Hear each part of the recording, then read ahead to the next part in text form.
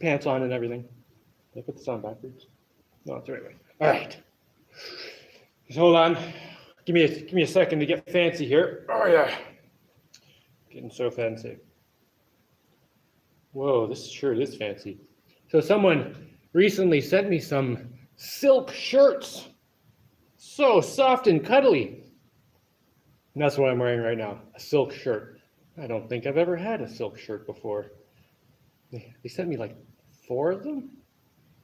And some other stuff. And stuff for the kids. Some of that stuff I showed last week, but I didn't, or not last week. Maybe it was last week. I don't know. But I didn't show these shirts. I got these nice silk shirts. Check it out. Obviously, they didn't come with Adventure Builder symbols on them. I put that on myself. And, well, I did that with this.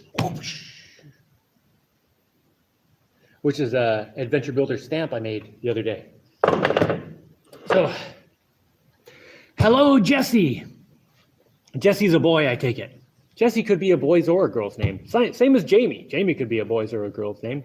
Hey, I could have named one of my daughters Jaimie, but I didn't. No, I think I need to angle a little bit. So I need to take a piece of Lego off.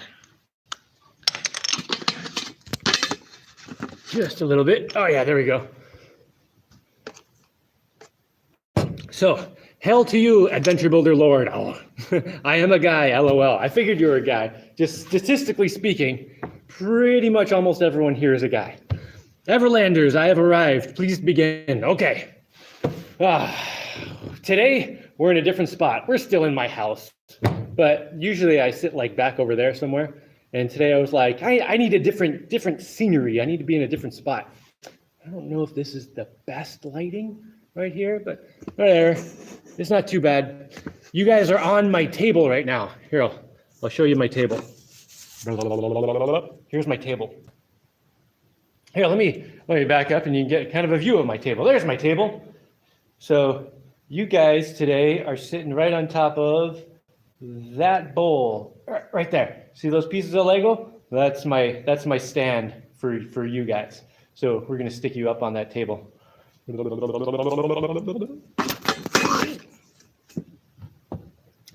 That is a nice looking table. I know, I love this table. It's got, well, should I show some of the features for a second? Hold on. Yeah, it's got these steel pipe legs. I'm really liking the steel pipe legs. I gotta aim my finger right. Yeah, right here. These things. Wait, can't aim my finger right. Yeah. Oh, it's like looking through a mirror, but backwards, but sort of. Anyway, the steel pipe legs, I first made them to make it so termites wouldn't, be attracted to the bottom. Not that I have termites in my house, but that's probably because I don't leave wood lying around and, I don't want termites to come in. But the steel pipe legs have been amazing. Like this table is so sturdy. Like I jump around on it, the kids jump up and down on it. It's got, I don't know, a couple 100 pounds of stuff under the bottom layer. It's even got another table up on top of it. And the steel legs are in there and they've got some cross bracing. So it's got the 4 steel legs and man, it's just really, really sturdy table. It's excellent. Okay, I'm probably moving around too much and the video is starting to get pixely, so I'm gonna stop moving so much for a minute. Wait, I noticed we had a couple quick questions here before I start rambling on about stuff. Good morning, Blow. Is Jaimie nickname for James? No, Jaimie is just Jaimie. Yeah, it's also spelt with 2 I's, just like in my head. That's how I remember how many I's to put in my name. Sometimes I have to look in the mirror. How many I's? 1, 2. Oh yeah, that's how many I put in my name. What are you planning for Thanksgiving? I don't know. When's Thanksgiving? I try to be thankful every day. I'm thankful for bananas. I just cut down here, I'll show you this too. I just cut down a bunch of bananas this morning. Right there. Well, I don't have to point at it. You obviously know what bananas are. Yeah, there's my big bunch of bananas right there. Isn't that great? So yeah, I've been doing a bunch of stuff this morning. That's why I got all filthy and had to go jump in the ocean and have a shower before I came in, which is why I was only partially clothed when you got here. I had shorts on for anyone who's clicking the rewind button. Relax, I wasn't naked. But what am I going to do for Thanksgiving? nothing particular, I guess. I don't even know when Thanksgiving is. Let's see. Maybe I should pick a better spot with better lighting. The lighting's good enough, whatever. Better oil them up before they rust. Oh, you're talking about my table legs. They are galvanized, but yeah, they have a little tiny bit of rust on them. But what I did, okay, let me show you. Okay, here's my table. Here's my table leg. Oh, yeah, just ignore the piles of stuff under it. This stuff all has jobs at some point, but right now it's just metal storage under here. Anyway, so I've got steel pipe legs, and they all have these PVC caps on the bottom, and I filled those with oil. And I had two thoughts about that. One is it'll keep bugs from climbing up here and getting to the table. If there's any termites or anything, they'll get to the oil and be like, oh, I don't like that. But then also, the oil will kind of help keep the bottom from rusting. And I don't know, maybe I should oil the whole legs once in a while. But the table does seem to be doing very well. Let's see, I'm just gonna go through a couple more of these real quick before I start talking my morning monologue. We made it to Ecuador. Oh, nice work, guys. Wait, where's Ecuador? Oh yeah, it's like a little south of us, right? It's on the west side, I think. Have you tried? I did know where everything was when I was moving here because, I was looking for a place to move. But then once I got here, I kind of forgot about where everything is in the world. Have you tried grinding a pop can up and making alumacrete? No, I've not. Does that? Oh, let me write this down I have my pad of paper today again. Oh, and on my pad of paper, I cleaned off when I was using my big stamp to put on shirts and stuff. I always clean it off on papers, so there's a whole bunch of papers with varying darknesses of my adventure builder symbol from that stamp. Anyway, alumacrete. I'm just going to write alumacrete. I'll be able to remember. Now I don't want to write on this page because it's so nice. Let's use last week's page, which I've used part of.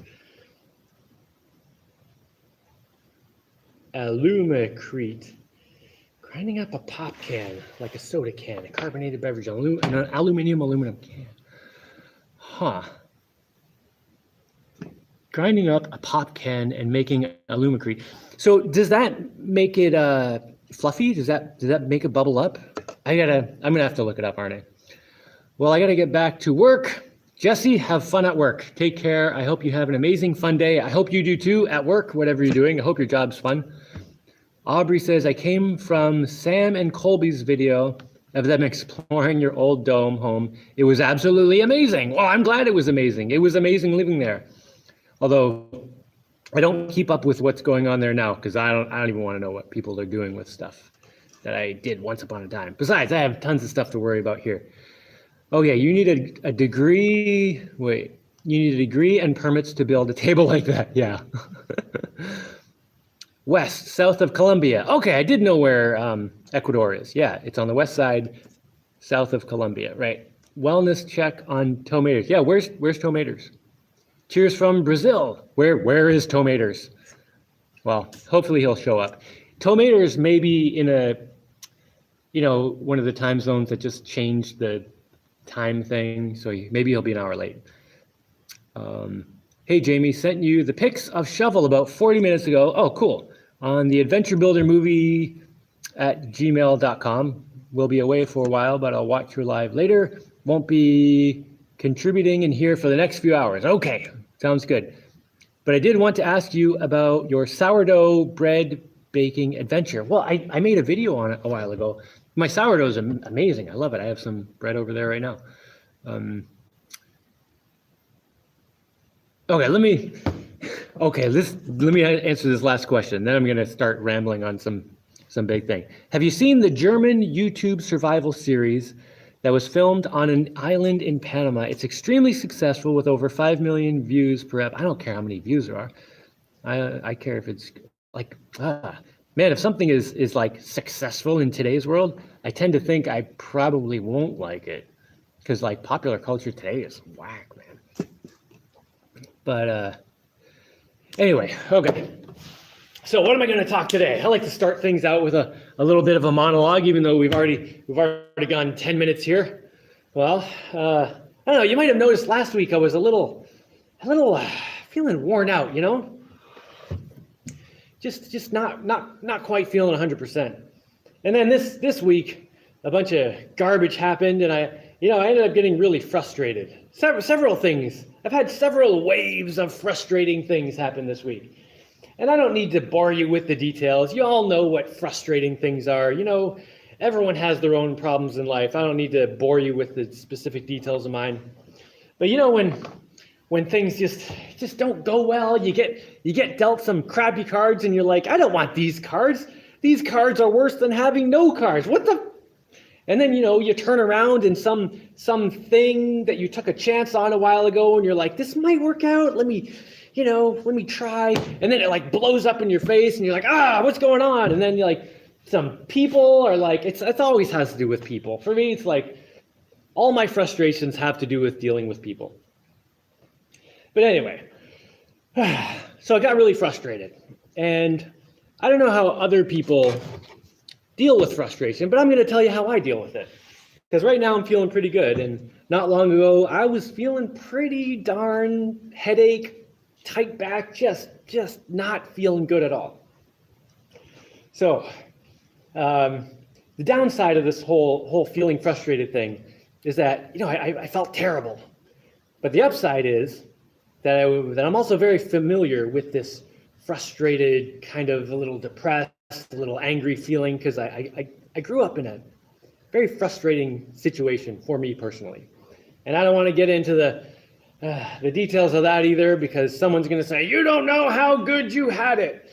But every kid will tell you that they would happily give up a warm bed and a hot meal for a cold floor and some crackers if it came with some love. Just a little bit of love. Just give me some love, Anyway, so I've had a fair amount of experience with being frustrated and angry and depressed. And when I get really frustrated, and this probably applies to a lot of people, but I'm just going to talk about it in terms of myself, because whatever. When I get really frustrated, I can go kind of two main directions. I can end up kind of like falling down this pit of despair and depression, and people call it, the downward spiral, where it's just this self-reinforcing horribleness. This is not a good way to go. It's a terrible way to go. The other direction I can go with frustration is just to get angry, And I've found that anger is much more useful than depression. And it's funny because in our society today, people are always like, oh, don't get angry, don't get angry. Anything but getting angry, don't get angry. And I think this is one of the reasons that people often end up really depressed, because there are frustrating things that happen in our lives, and you got to deal with it some way.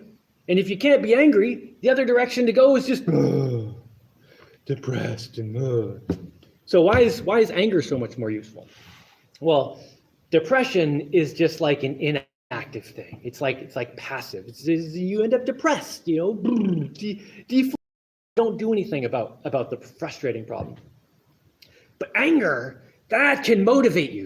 So like imagine getting punched in the face. It's like, now I'm angry. Now I want to punch back. Like anger can get you going. It can get you motivated to do something, to make a change, to change whatever is frustrating you. Or, often anger will end up just destroying some stuff. And and this is the bad side of anger. Anger has a good side and a bad side. If you just get angry, you can really screw things up more. But the useful way to use anger is to say, okay, let me take all of that depressed feeling and shove it over into just frustration. And now that I've got just frustration, I'll shove all that over into the pure anger and just be just be angry. Now I'm damn angry about, I don't even know what, I'm so angry. And that'll make you motivated, and it's just a little push you have to do to go from anger to like raging determination.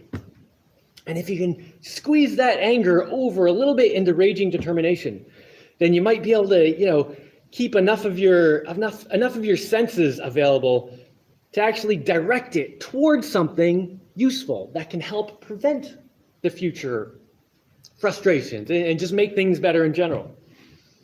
So if you can get to the point where you're just like, have got this raging determination, and this is where I am now. You may have known I'm a little worked up, and this is gonna stick for a while. One of the cool things about raging determination that's coming from anger is that if you have a lot of anger and frustration, you can just keep funneling it into that raging determination. But then once you've got your raging determination, it's important to make sure you direct it toward things that will be useful.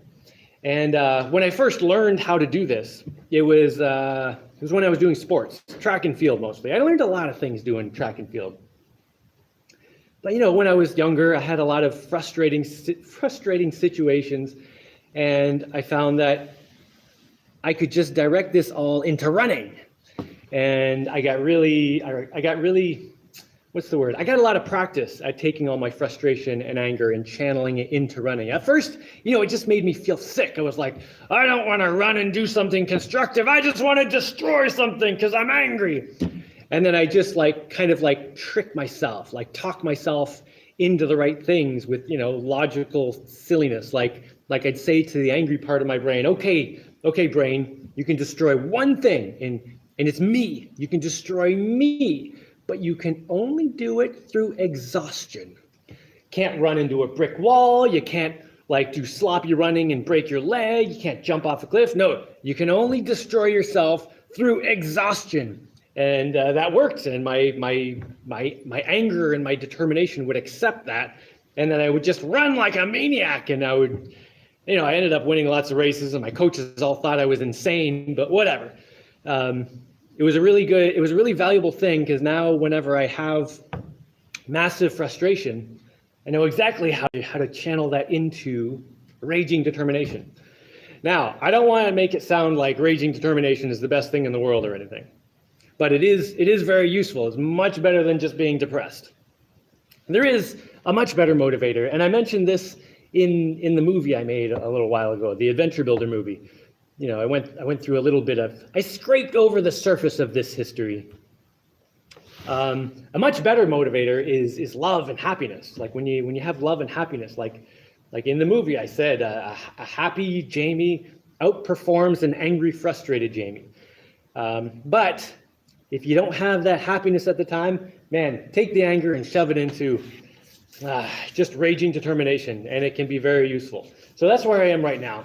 I've got raging determination to make everything better. I mean, I'm always trying to make everything better, but yeah, right now I'm just totally focused on that. I'm also really focused on trying to get some better people into my life, less frustrating people. So I have to see if I can figure out how to do that. I don't know. It's hard. It's kind of hard to do fine-tuning things like that, though, with raging determination. Raging determination is excellent for digging holes and cutting wood and stuff like that. It's not so good for fine-tune things. So like the other day, 2 days ago, I was trying to do something that was really finicky, and I was like, I just can't do this right now because I'm just so I had to go do something that uses more gross motor control. Anyway, so that's what's going on with me in a vague nutshell. So let's see what these comments are doing here. Let's see.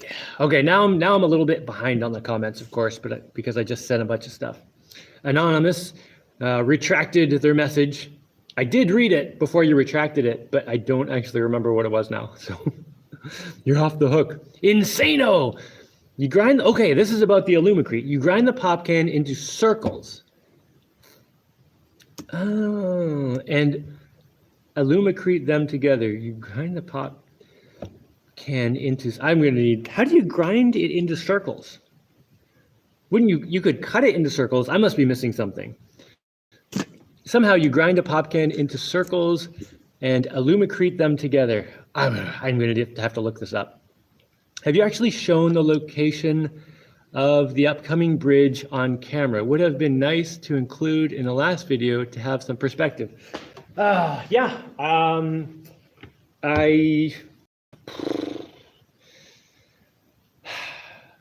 I have to skip that question for reasons that, if I explained, would defeat the point of skipping the question. I'm sorry. Everyone needs the couch once in a while. Once in a while? I don't think that's true. I think the couch can be fine, but I don't think anyone needs the couch. I don't even have a couch. A few bamboo plants would help you out with build projects. Yeah. I planted some bamboo over there and it's growing. It's just not growing very fast. I don't know. It might just be not in enough sun. I should get a bit of it and transplant it somewhere else. But mostly I've been working on just food trees. And, my bananas are doing great. I just transplanted one of my bananas from the tree where that bunch is to over here where there's I don't know, it just seemed like my brain was just like, my instincts say this is going to be a good spot for bananas. Do I look kind of crazy today? It's because my hair's sticking out. Whatever, I can stick out my hair. Fine. Yeah, I'll just be crazy because that's how I feel a little bit crazy. Depression is lack of dopamine. Anger is fired by adrenaline. Yeah, and when you get adrenaline, that's good for your motivation. It gets you going, man. My popcorn powers have doubled since the last time we met. Oh, nice. Why is that? Are you better at cooking popcorn? So I don't know if that's what you're talking about, but I feel like maybe I should share my popcorn cooking techniques, because I can generally get like no unpopped kernels when I cook popcorn. And the way I do it is I cook on a fire, but you could just translate to whatever you have. But I get the fire really, really hot, like you turn your stove up to high, and then put a little oil in the pot, just a little. I mean, enough to cover the bottom. Then put the popcorn kernels in, one layer of popcorn kernels, and enough oil that when you shake it around, they can all be wet. And then I get the pot on there and I shake it a lot, like I'm almost shake it the whole time, but except the fire's coming out the sides and burns my hands a little, so I gotta be like, so I shake it a lot. And because the fire is going so fast, like really soon the popcorn starts popping. And as soon as it starts popping, I keep shaking a little more, but pretty soon after that, I just kind of let it go. And, just shake it every once in a while to make sure there's no popcorn stuck on the bottom, because, that happens once in a while.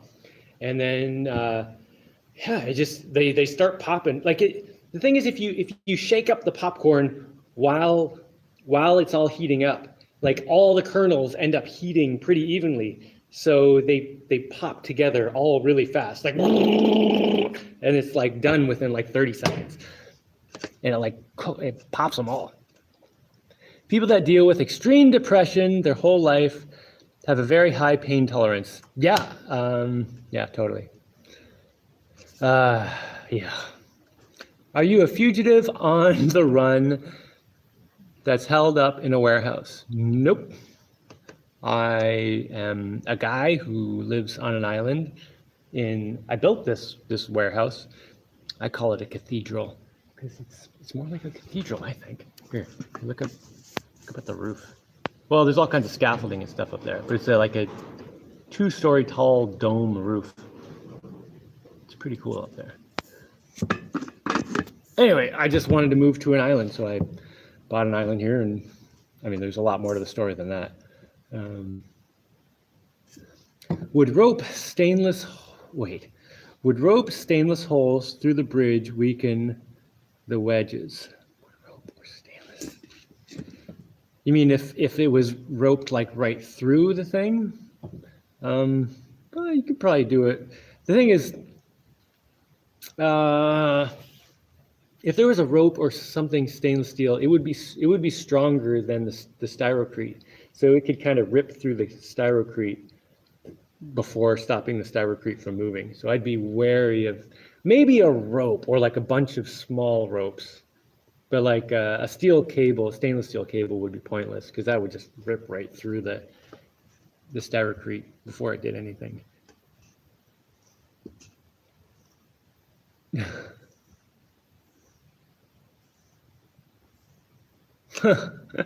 Lee Douglas McGreevy was just responding a whole bunch of stuff to when I was talking about popcorn. How are the roof skills progressing? Oh, they're not, man. So I just work. It's rained. It's just been raining for like, I don't know, a couple weeks now. It's just rained a lot, so I can't do any concrete outside when it's raining. And it's rained so much that I've run out of all my indoor projects. So my indoor projects were, let's see, one was this kitchen area here. Wait, this whole thing here. And then what was the other one? There was some other.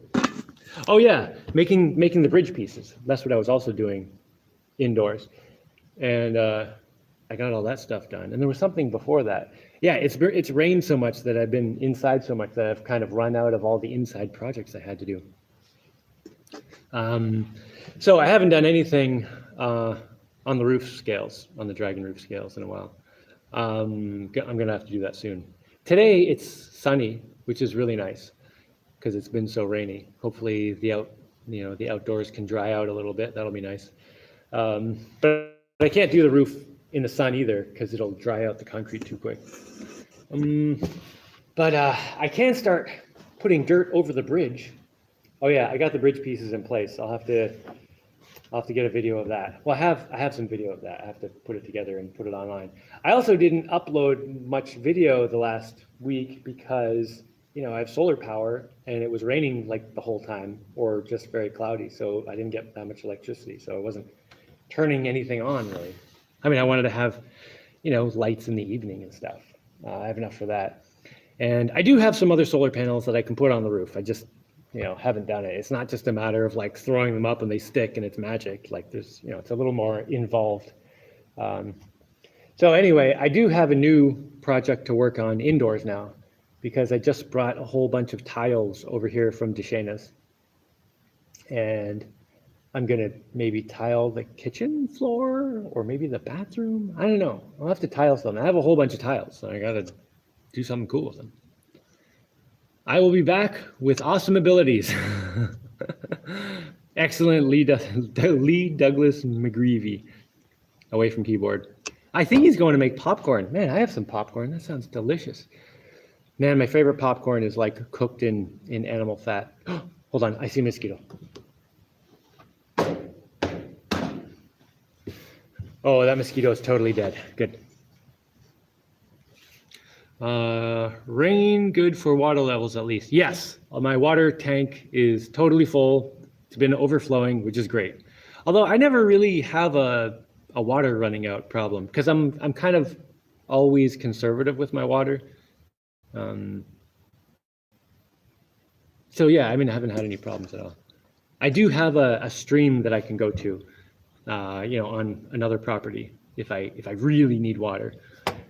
Let's see. Purposely hyperventilating for 25 breaths, then exhale and hold. Repeat 2 or 3 times. This will promote adrenaline production and mood. Oh, this will, promote adrenaline production and mood. So if you hyperventilate the crap out of yourself and then exhale and hold. I've actually done that before, yeah.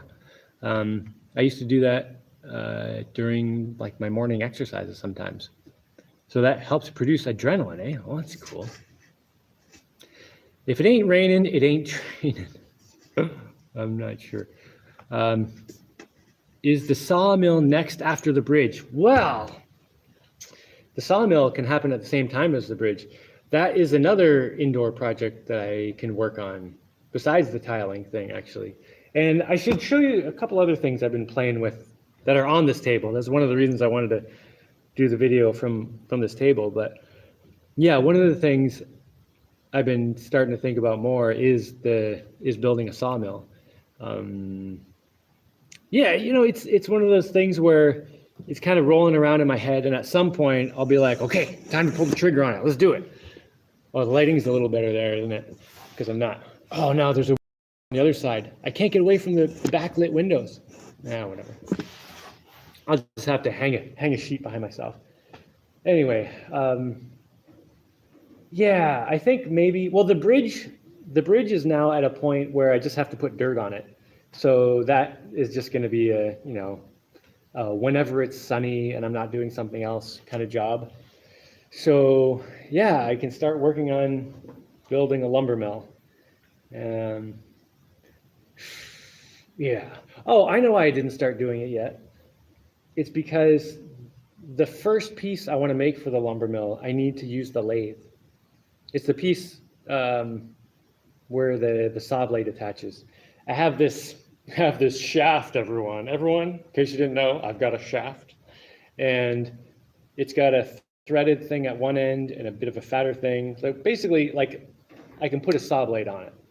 And I have a thing that screws on the end, but it's like a big honking thing for like, it's like a giant pencil sharpener for the end of fence post stuff. So I was going to cut that into a bolt, or a nut, not a bolt, a nut to go on the end of this threaded thing. I think I drew this last week, but I used that piece of paper for something else. Anyway, so it's much fatter than this, but it's like a thing like this with a threaded end and then a fatter part around here, so that a saw blade can go on it and then it can screw something on. But I need to make a little groove that's like exactly the right size for the saw blade to go on and not move at all. Because right now, if it goes over the threaded part, the saw blade could wiggle a little bit, but I need it to be like perfectly centered, obviously.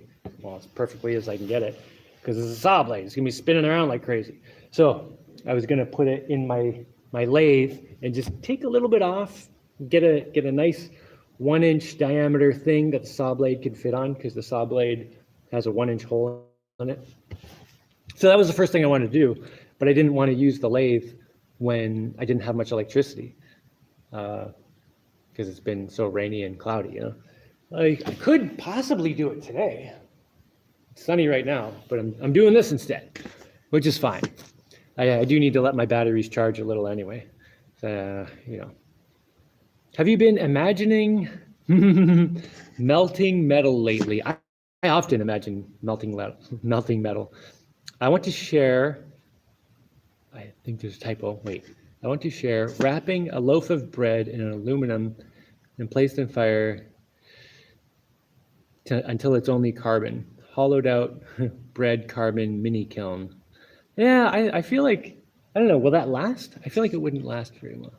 But I mean, it would be fine for a little mini kiln, I guess. Usually when I do something like that, like I want to set up something that's going to be really good and last a long time. That's kind of why it takes me a while to get started on something. So often people will say, hey, have you done this? Have you started this yet? Have you started this yet? And for years I'll be like, no, I haven't started. And then once I actually do it, I'll make something that's going to last.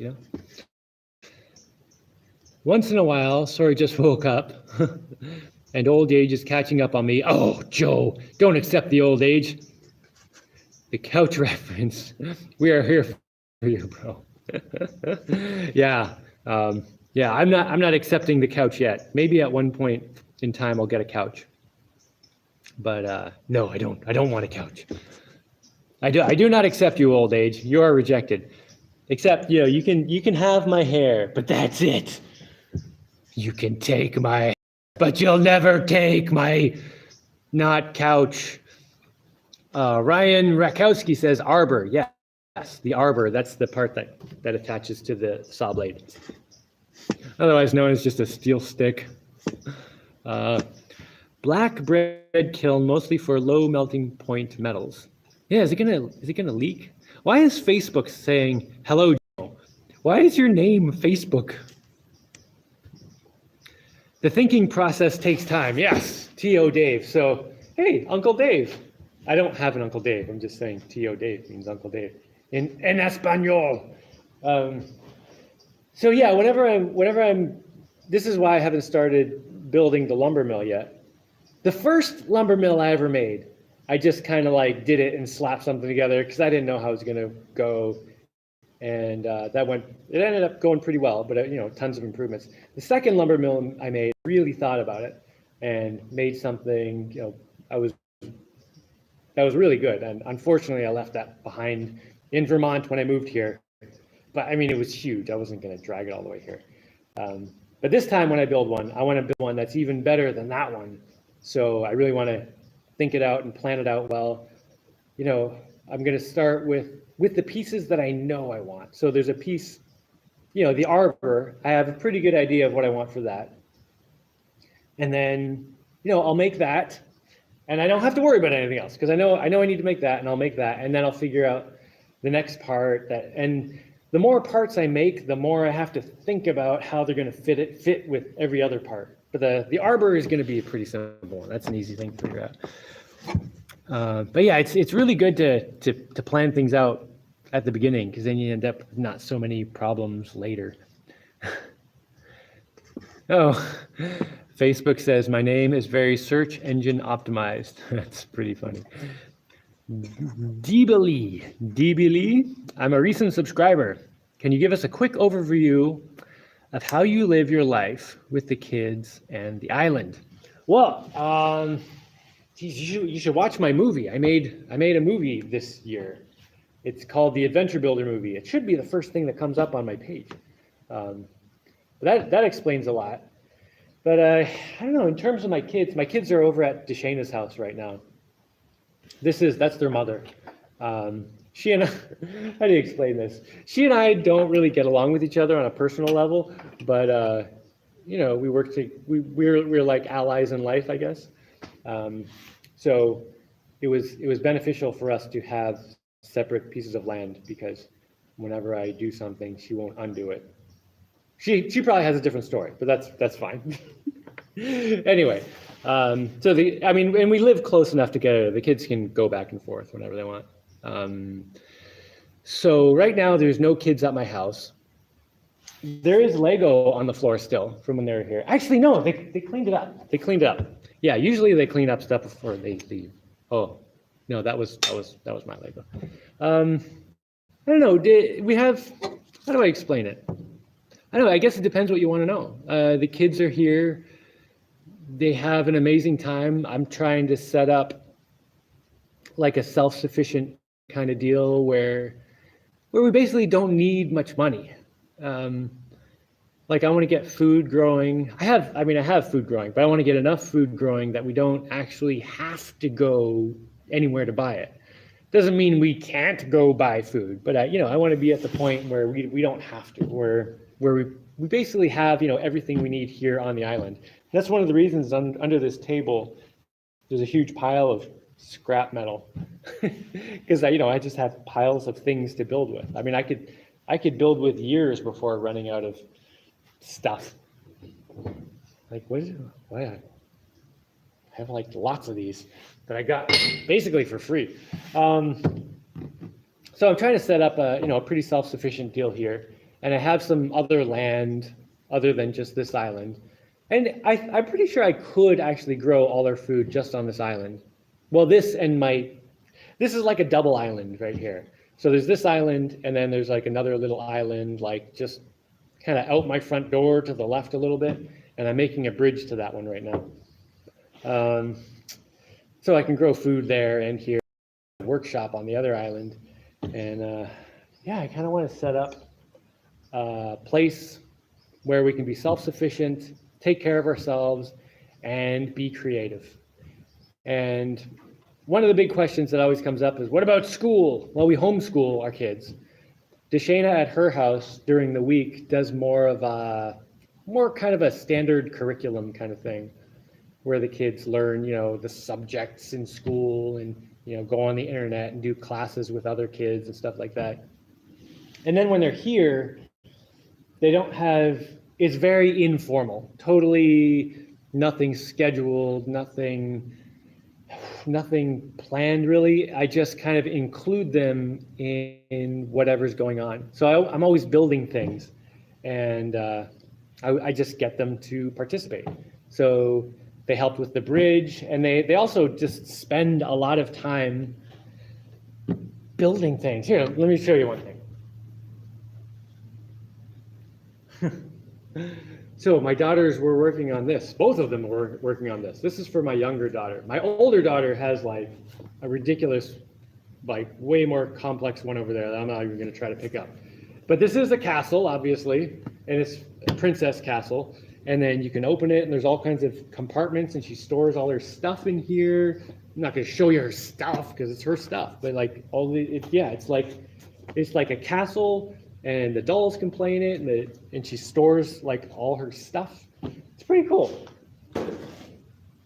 So they spend a lot of time building things and playing with Lego and helping with plants and growing things, and they're just very active and creative, and I just let their imaginations do their thing and get them involved in anything they want to get involved with, and teach them how to use tools and stuff. And every once in a while I'll give a kid a tool, and they all have their own toolboxes. So the oldest kid has like a pretty good set of tools, and as they get younger they have fewer tools, because my 4-year-old, I just need him to like keep track of like a hammer and a pair of pliers. Like if he can keep his hammer and his pair of pliers from being lost, or taking them outside and leaving them in the mud or something like that, that's his main job now.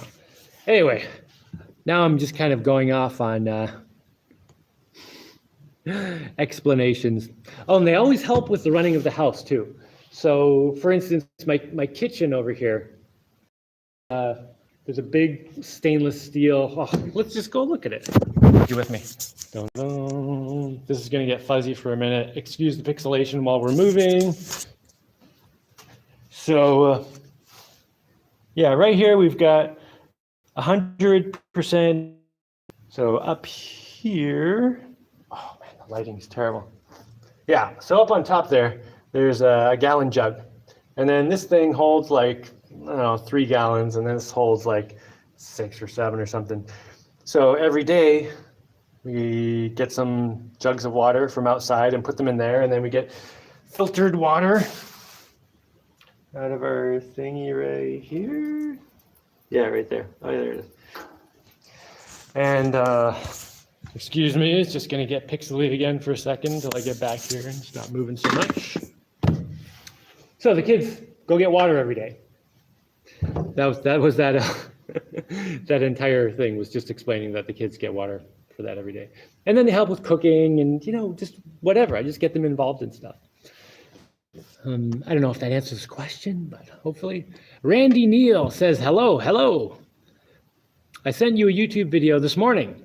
A guy getting a small steam engine for a boat running. Oh, that's cool. I thought you'd like it. Well, I am going to have to look at that. That sounds cool, because I do kind of want to build a steam engine for a boat at some point. I think that would be really fun.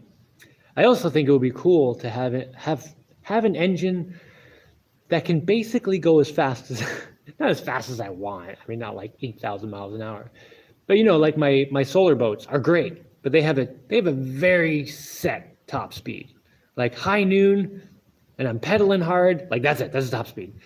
But like with a steam engine, I could be like, well, if I just put in some of this special wood, because there's always, certain types of wood that burn really hot. I could crank up the heat and really get going, which I would totally do once in a while, because that sounds fun.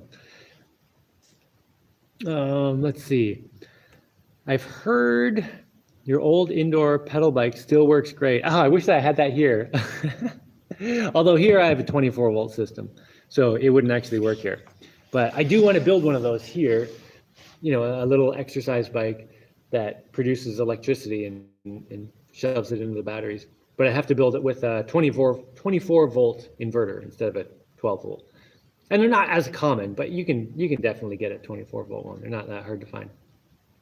That would be great to have here, especially on, it's been so cloudy and rainy the last couple weeks. When I get stir crazy, that I'm kind of inside and, not outside digging where I want to be because it's just muck, I could just ride the bike and then actually also have some electricity. I spent about 2 years on average to figure out what my plan is. Well, doesn't it depend?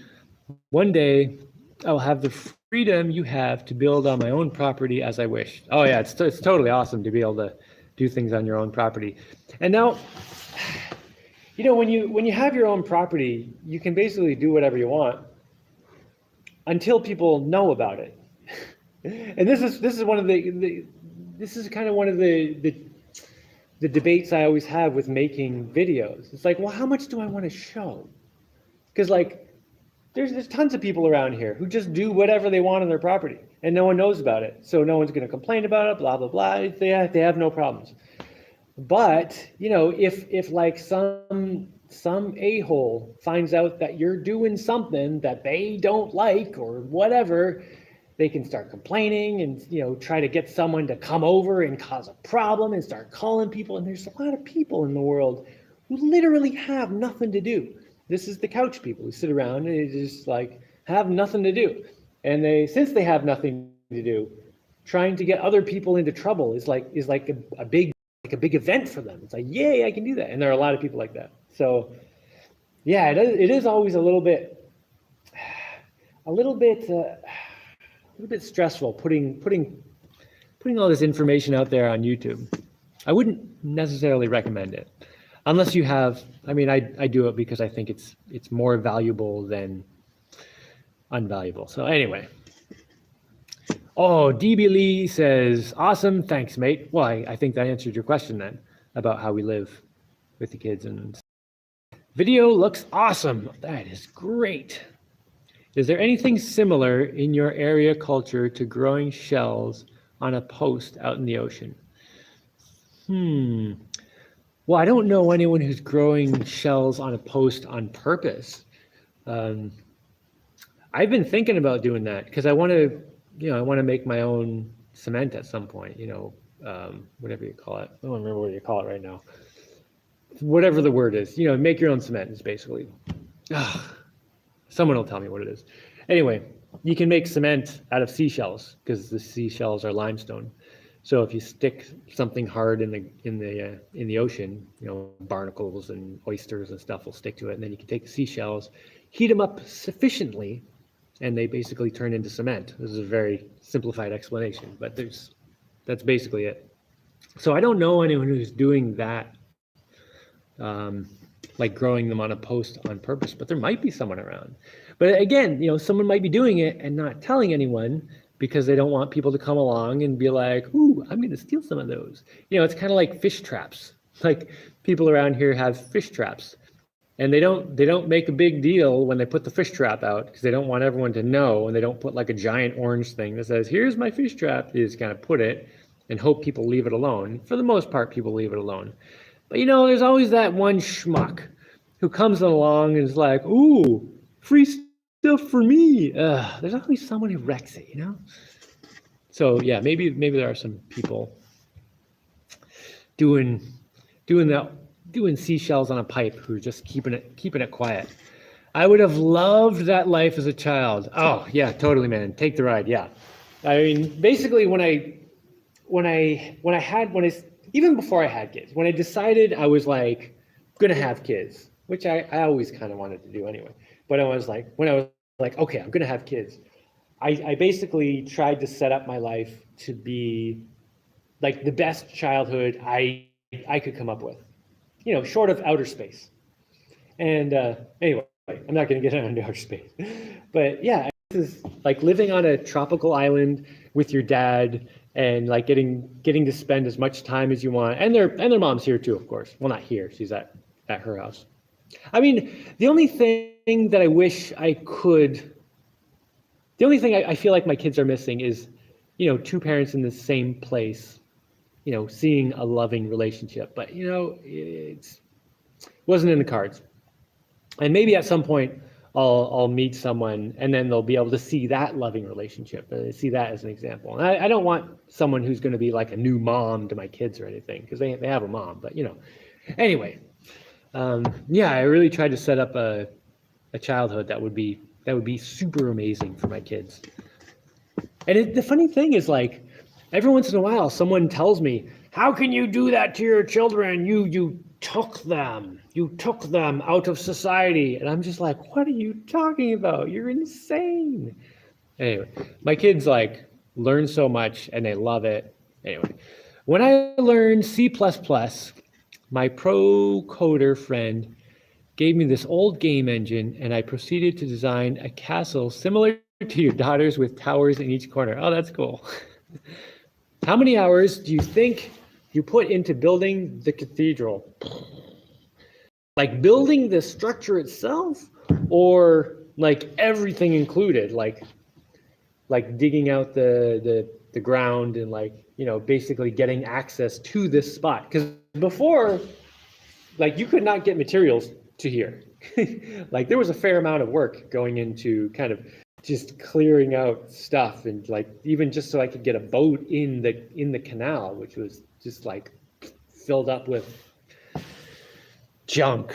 But I don't know. It basically took a year to build this place, and it was my main priority. And I did not take many days off. I don't know if I took. I'm sure I must have taken some day. I don't know. Maybe I didn't. But generally speaking, I didn't take days off. There were no like weekends off or anything. Like when I was building the walls, I could put. Oh, I don't remember what the number is now, but I could put a certain number of these squares. See these squares? Here's a square, and then here's another square, and then this window, that's another square. I could put a certain number of those squares in every day, and I was like, every day I absolutely must put that number in. I think it was 3. I think I was doing 3 a day, which doesn't sound like much, but it was like put in the 3 squares plus whatever else I have to do to make that possible. So it would be like putting in 3 squares, and then I have to be keeping up with these columns, because this part here attaches to the wall. And, you know, well, you can see here, this attaches to the wall here. So this had to be, you know, in place as this was getting in there. And so yeah, I didn't take any days off, and it was a year. I mean, I'm sure there were a couple days off somewhere. Have you thought about building a wood gasifier? I've thought about it, but I don't have any internal combustion engines other than my chainsaw. My chainsaw is the only one, and I don't know if I'd want to have a gasifier for that, because the gasifier is going to be kind of big, and you know, the chainsaw. The point of having the gas-powered chainsaw is that I can go into the jungle, cut a log, and then drag it out to my property here, where I can cut the log into boards using solar power. So yeah, I don't think I don't know, maybe something will change, but right now wood gasifiers are not in my brains. Joe McKenna, question, do you have access to welding equipment? Oh, my welder is right over there. Yeah, I have a really nice welder actually. I bought it when I was building my giant robot, you know, giant robot project. Yeah, giant robot project. And I still have that welder.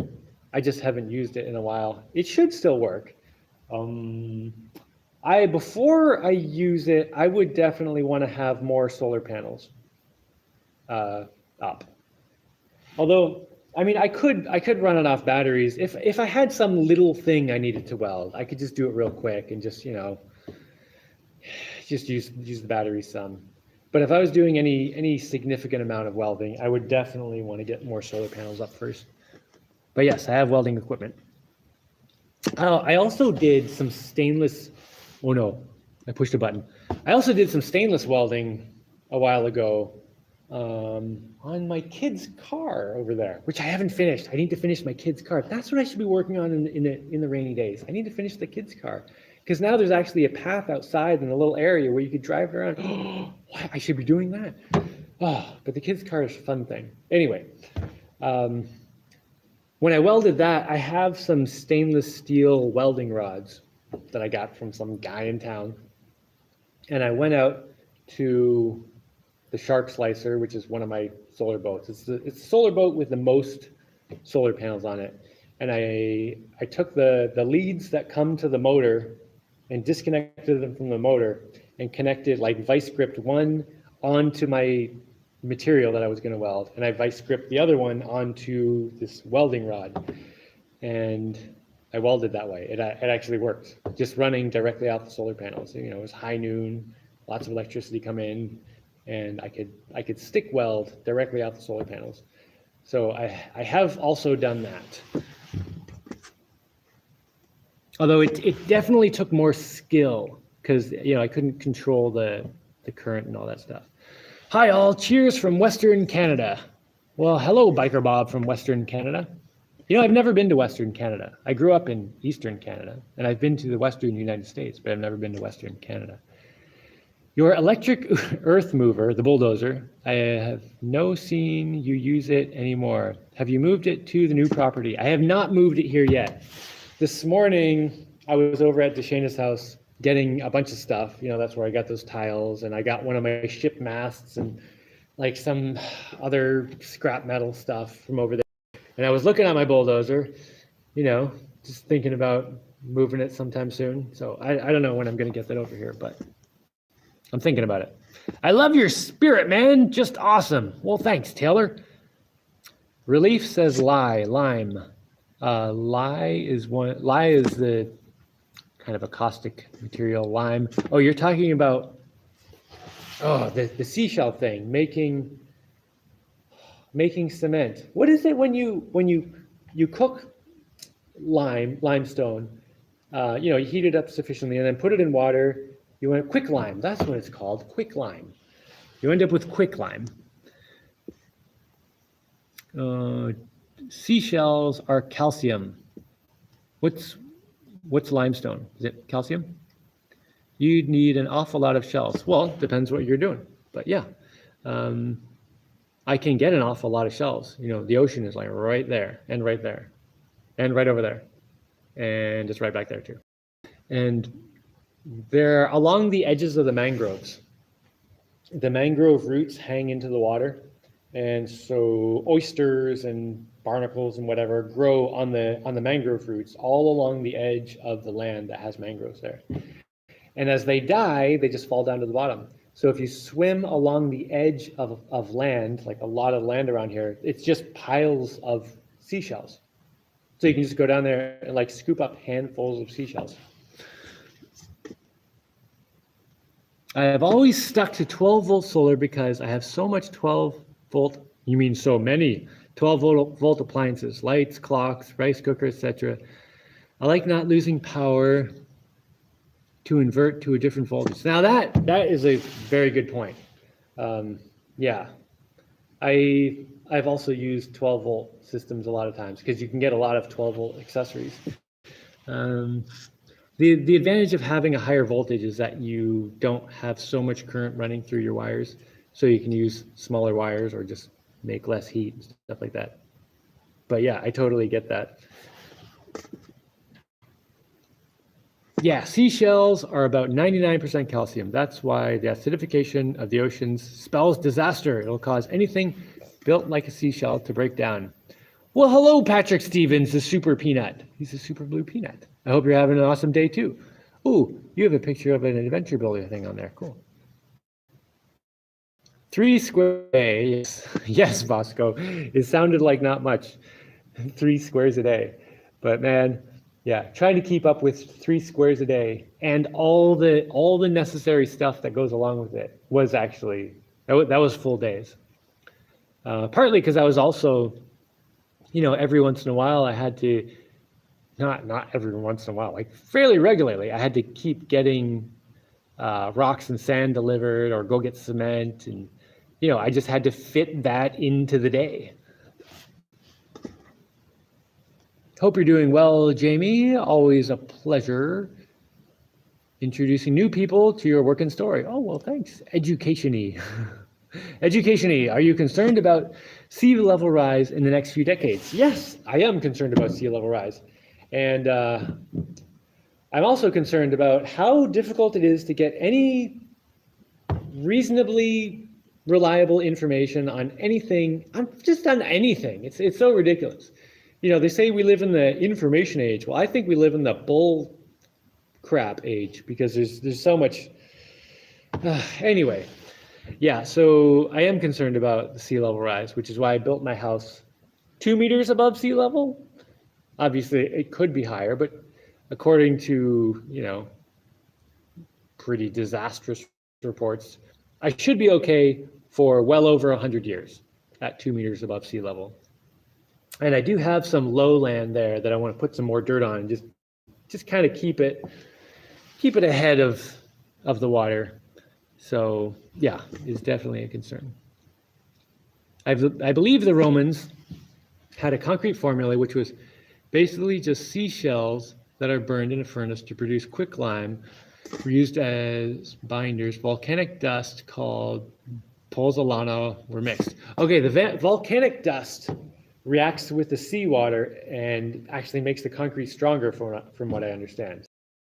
Yeah, that makes it so you don't get the degradation in concrete that people, get today. Although the most degradation in concrete happens today from steel reinforcement, which makes it incredibly strong. The steel reinforcement makes the concrete super strong for a while, but then, 50 years later, the steel starts rusting and expands and pops the concrete wide open. So it makes it stronger for a while, and then it destroys it. But when we live in a temporary, a disposable society, that makes sense for people, which is just crazy. I didn't use any steel reinforcement in this building. Oh no, I shouldn't say that. I didn't use any regular steel reinforcement. Most of the reinforcement is ropes. So there are ropes like in all the square lines going this way and all the square lines going that way. And every post here where the column has like a fat rope going right down the middle. And all the ropes have been pulled. They have a lot of tension in them as I was doing the concrete. And I used the right kind of ropes. I think it was polyethylene. I might be remembering this incorrectly, but it was the kind of rope that could be in the concrete without degrading. And I do have 4 stainless steel bands all the way around the house. So there are 2 at the base of the roof, because that, the roof is a dome, so it would push out as it collapses, if it were to collapse. So I have 2 steel cables holding that together, and then 1 halfway down and 1 at the floor level. No regular steel in my building. Before I bought my mountain land, that sounds great. I made sure it was legally buildable, but when I got there, I built my temporary fir pole cabin without permits, ended up living in it for 12 years, illegally. Yeah, when I lived on my place, like my place in Vermont, I didn't ask permission for anything. I just built everything and did it. And even when the tax man showed up, they didn't say it was a problem. They just increased my taxes a lot, I was going to say so much invested in 12-volt appliances, then changed it. Yes. My favorite pyramid theory is that they had the tech to pour the blocks in place rather than move them. Oh, pyramids, building the pyramids. Yeah, so they, education is talking about, when they built the pyramids, instead of moving the giant blocks in place, they could have just poured them as concrete. And yeah, what's it been like? 12,000 years since then or something? I don't know how long it's been. Like a long enough amount of time that if they made them out of concrete, it would be so old that I don't think you could really even tell that it was concrete anymore. It would just be like solid rock. It makes no sense to me that you need a permit to build on your own land. It also makes no sense to me that you need to ask permission to build your own home. Like when I look at our society and the problems, like a society where you are not allowed to have a home unless you have permission. You have no home. You get no home, little baby. You little babies, you get no home. You have to ask permission before you get to make a home. You get in trouble. Like what? Well, come on. What are we, a bunch of children? No. Everyone is entitled, just natural law, just the law of nature. You're entitled to create your own dwelling. How could that not be a thing? It's totally insane that we're in a world today where you cannot build your own shelter without permission. You got to pay someone, you got to fill a bunch of papers, you got to get permission. Oh, it's totally insane. And everyone who goes along with it, you're just perpetuating it. And I understand that's, it's a lot easier to go along with it. So anyway, Jaimo Schmamo, big fan, regular lurker. Oh, you're a lurker.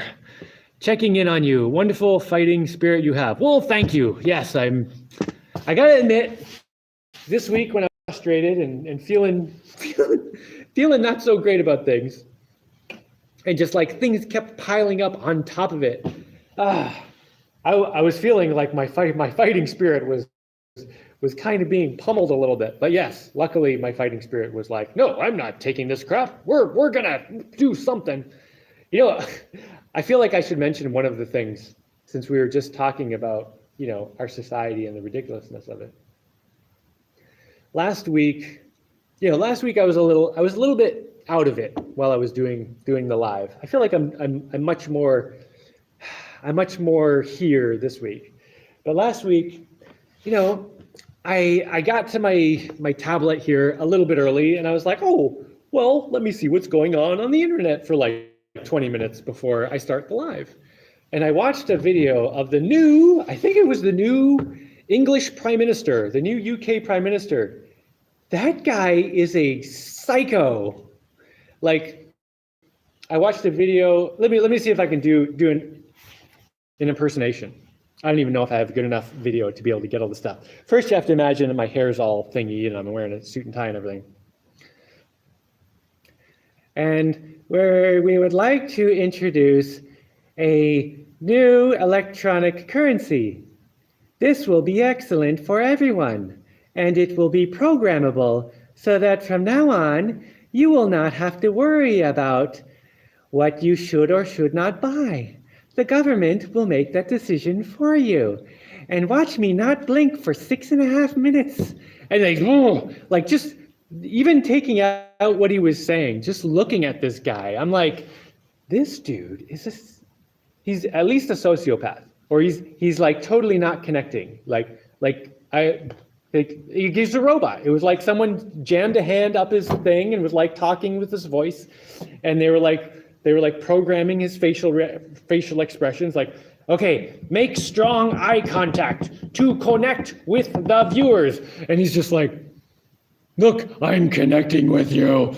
You like digital currency. It will destroy any speck of freedom you have left in your life. But I'm saying it with a smile, so you'll believe me. Oh my God, this is the world leaders we have today. Oh, that made me feel not so great. So that was one of the things that made me feel a little less than spectacular last week. And then, yeah, there were a lot of other things. Let's see. Sorry, I was only laughing because it reminded me of 3 square meals a day. Oh, squares.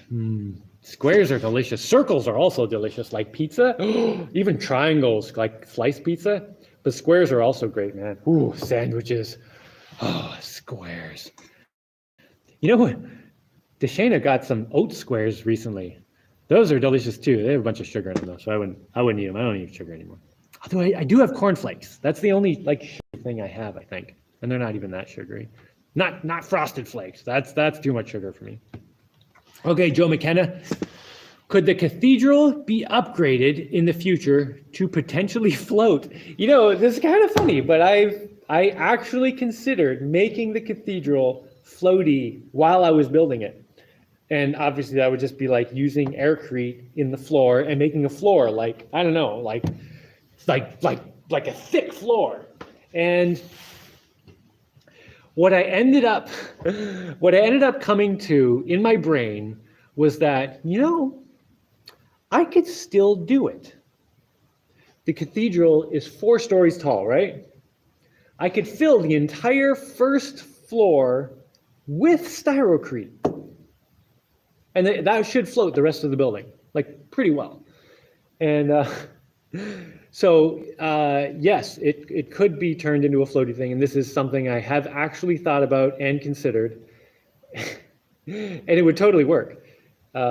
So if at some point the ocean starts coming up to an alarming level, perhaps I'll do that one day. That would be a lot of styrocrete. However, I've done crazy huge things before. I could totally do it. Although maybe what's going to happen is I will leave some kind of emergency instructions for my great grandchildren, just in case the ocean level keeps going up, and eventually they get to that point. Hey guys, just remember you can always fill the cathedral with styrocrete and float when the water comes up. So. Let's see. Welcome to Bros. Yes. Jaimie, howdy. Lucky me, I was online while the chat was live. Well, hello, ARC212. I wanted to mention Terra Prieta again. It's a man-made super soil discovered in the Amazon, and it might be fun and useful addition. Let's see. Where's my pencil? All right. Tierra. Let me just make sure I spelled it right. Where does it go? Oh, Terra. Oops.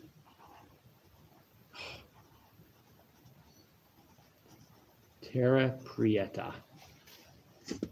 Okay, I'm gonna have to look that up. Soil. Oh, I should show some of the other stuff that I have on my table here that I've been working on this week. Let's see. Your garden. I missed something. Oh, a useful addition to your garden. Yeah, I'm trying to build soil out here, so I'm composting and all this stuff. I hear hemp concrete is a thing now. Yeah, I've heard that too. I don't know if I can grow hemp here. Like, weed is illegal in this country, so I don't know. I don't know what the story is. My family barely managed to get a mortgage back in the early 2010s, but since then the prices went through the roof, and now we're in danger of having to leave because the property tax is crazy high. Yeah, there's so many. Don't even get me started. Like, I could take that whole thing you just said and go off on like a 3-hour rant of how screwed up our society is. Like, no, you are not allowed to exist without paying us. This is what the masters say now. If you are breathing, you must be paying. It's ridiculous. A government that impedes humans from obtaining food, water, or shelter has overstepped its bounds and outlived its usefulness. Yes, totally. A government should never be impeding people's ability to survive, to thrive on their own. And even in like the Constitution, there's something, or maybe it's the Constitution, or one of those U.S. documents, it says something about everyone has the right to pursue their own happiness or whatever, and that's gone, man. That is long gone. People are not free to pursue their own happiness. You're not allowed to make your own job without permission. You're not allowed to build a house. You're not allowed to. Often, you're not even allowed to like grow food on your own property because who knows what. It's just, yeah, it's just totally insane what's going on. And what blows me away is how many people just accept it. Like, oh, well, everything's fine, because I didn't want to do that anyway. So I don't care if they take that away from everyone who wanted to do it. And then you just get the majority of people to think that and get passive and be like, whatever. But the problem is, if you're not fighting for everyone else's rights, you're going to lose yours too. You have to fight for everyone's rights across the board. Even if they're doing things you don't like, you wouldn't want to do, like, I don't drink alcohol at all. I don't smoke anything. I don't do any kind of drugs. But I think people should be free to make that decision, as I have made that decision. I wouldn't even say that I want it to be legal for people to smoke pot. I want it to be legal for people to make that decision. That's what I think needs to be legal. It's the same thing with, like, I don't know, so many things. Like people. Okay, it's the same thing with like abortion, for example. Abortion's a terrible thing. But what's even more terrible is taking away people's choice. Whatever.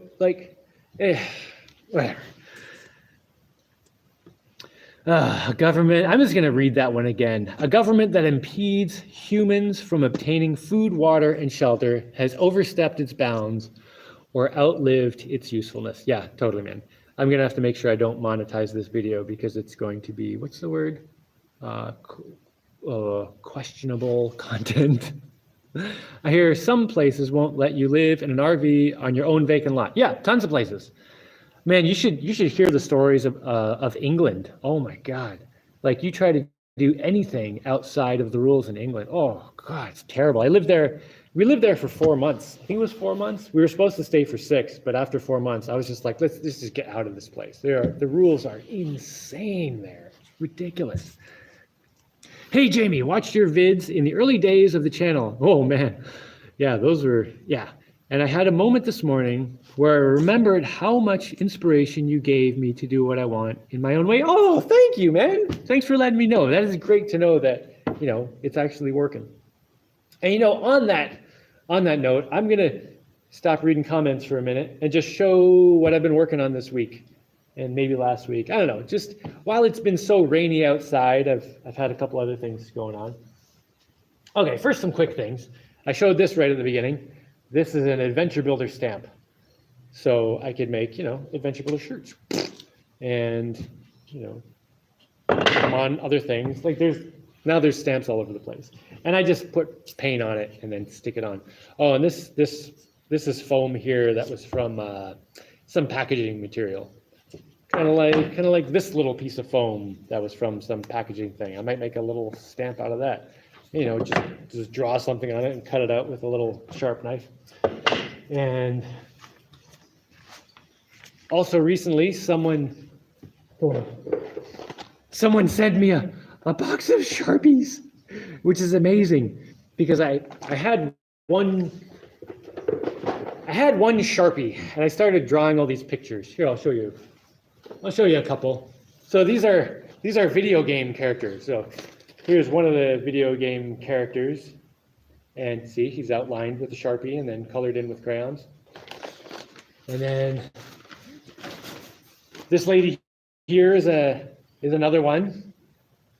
And she has some pets and animals and stuff. I messed up. Anyway, it doesn't matter.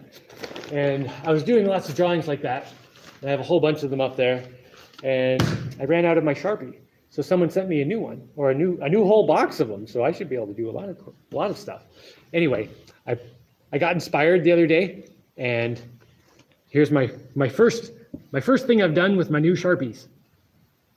This gentleman over here says, "Oh, I love bacon. Where does it come from?" And these nice people over here are unsure of how to proceed because bacon comes from him. Okay, so that's kind of my silly stuff that's been going on. And now I've also been working on a model of a boat. Now this is very similar, it's roughly similar to the boat I'm driving now. Okay, maybe I should give a bit of backstory first. Like, I've built a whole bunch of boats since living on the ocean. And like I'll build a boat and then make adjustments to it, fine tuning, tear something off, change something. It's been years of just trying things out, testing things out, adjusting things, and I've got a boat that I really like right now, and it's been working amazingly. However, the hulls of the boat, these parts, I built.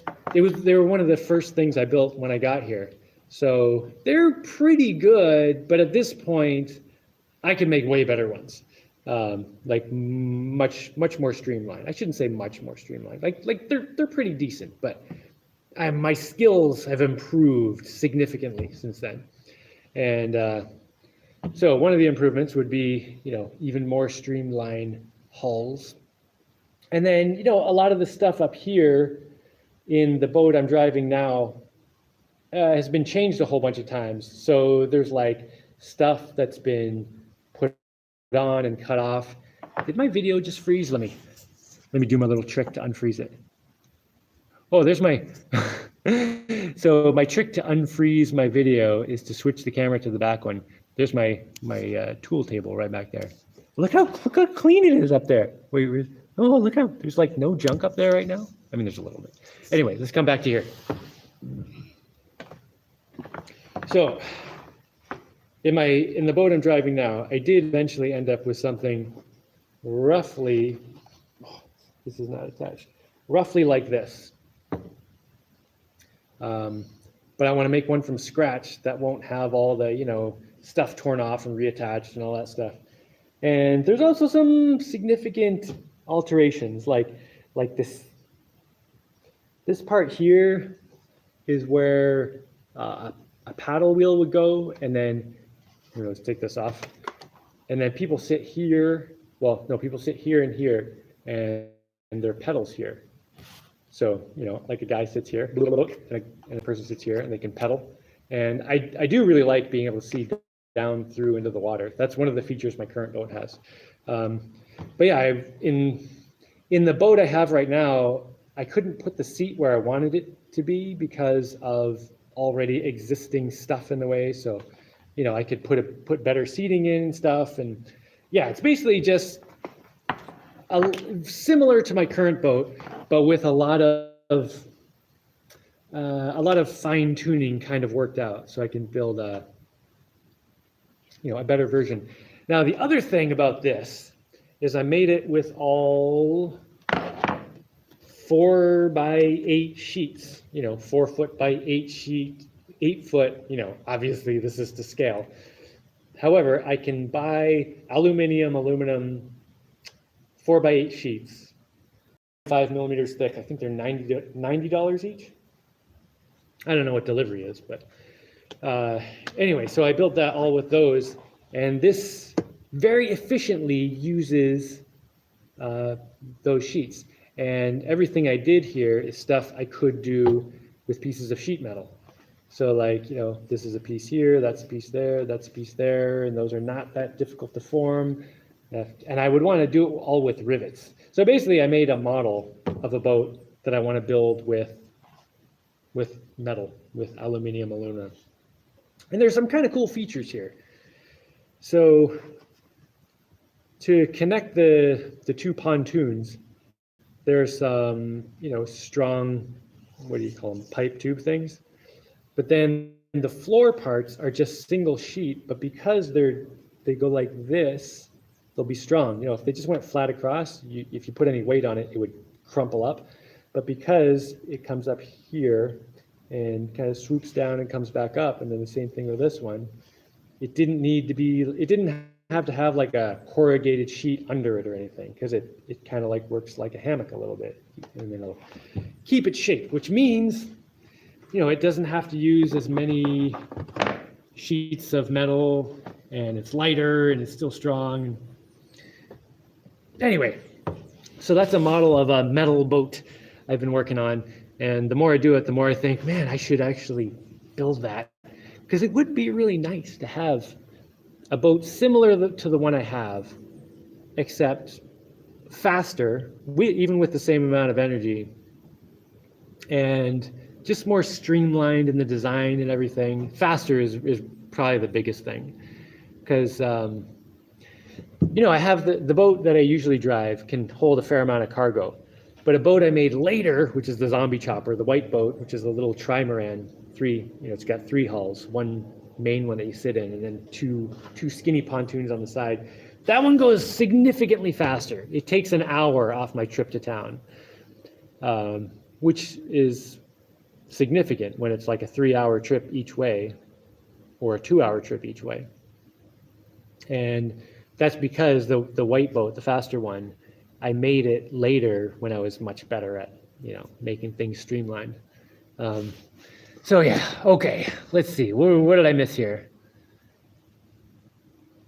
Have you felt like any media team or independent person ever honestly captured your creations in a video documentary format in a way that you're happy with? Well, the one I think of is, oh crap, what's his name? It's the guy who's the lead singer of Guster, the band Guster. Ryan Miller. Anyway, he did this show a while ago, and it was just like I think they were just doing a cable access thing, and I think I was his first episode, and he came and did it. I think it was called Making Friends with Ryan Miller, if I remember correctly. Yeah, and you can see it on YouTube for free. I think that was the best one, because he came and he was just like interested, and it was just him and this girl who did the camera. I think it was just the two of them. Maybe there was a third person there doing sound, but I feel like it was just the two of them. Maybe it was a third. Anyway, it was just a small crew. They were actually interested. Like this guy Ryan, he was like, I want to meet interesting people, like doing the show. And he did it for all the right reasons. He wasn't doing it to make money or try to, stir up some controversy or whatever. He was actually interested in it. And that was great. That was a great experience. And pretty much everything else has just been just nonsense that didn't really have anything to do with me or what I'm doing. They just ask the dumbest questions and not show any of my interesting stuff going on, just try to kind of find, I don't know. It was just, most of them are stupid. But yeah, the making friends with Ryan Miller, that one was good. We made these laws to protect you. Oh, yes, that's my favorite phrase ever. We made these laws to protect you, like our electronic currency that will be programmable and prevent you from buying anything you shouldn't buy. We're doing this to protect you. You, the people. We're here for you. Oh my God, it's so bad. They made the laws to get as much money out of our pockets as possible. Yeah, pretty much. Smash that like button, folks. Education-y. If you smash the like button, how will you be able to use it? Looking for catching up on what I've missed. Have you missed stuff? Well, I haven't uploaded much in the last week or so. I mean, mostly because it's just been raining. So you may not have missed much. Forget building a home. Hell, you need permits just to renovate a single room in the home. Yeah, it's totally insane. It's gotten way out of control. And I mean, kind of the way I see it, our society is, on a downhill thing, and it's sort of like it's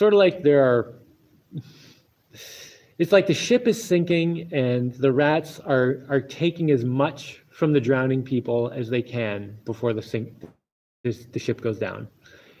It's kind of disgusting to watch.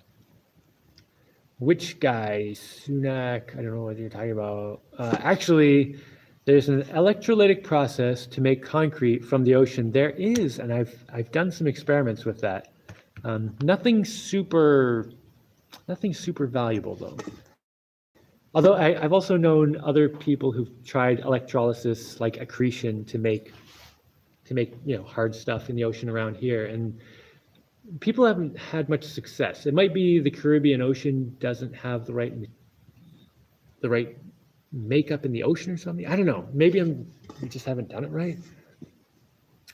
Let's see. This is exactly the kind of stuff that goes through my head when I watch politicians. Oh yeah, talk. When I watch politicians talk, yeah. Yeah, the new British PM is a cardboard cutout. He is, isn't he? They stuck googly eyes and made them aim straight at the camera, and they plastered this fake smile. Okay, everyone, we're going to take all your freedom away now, and you're going to love it. Oh, happy day, marvelous. It's going to be so good for you while we protect you from yourself and treat you like a bunch of freaking children. Oh my God, what is up with that guy? Oh, look, the camera froze at just the right time too. I don't know if it did. Maybe it was just mine.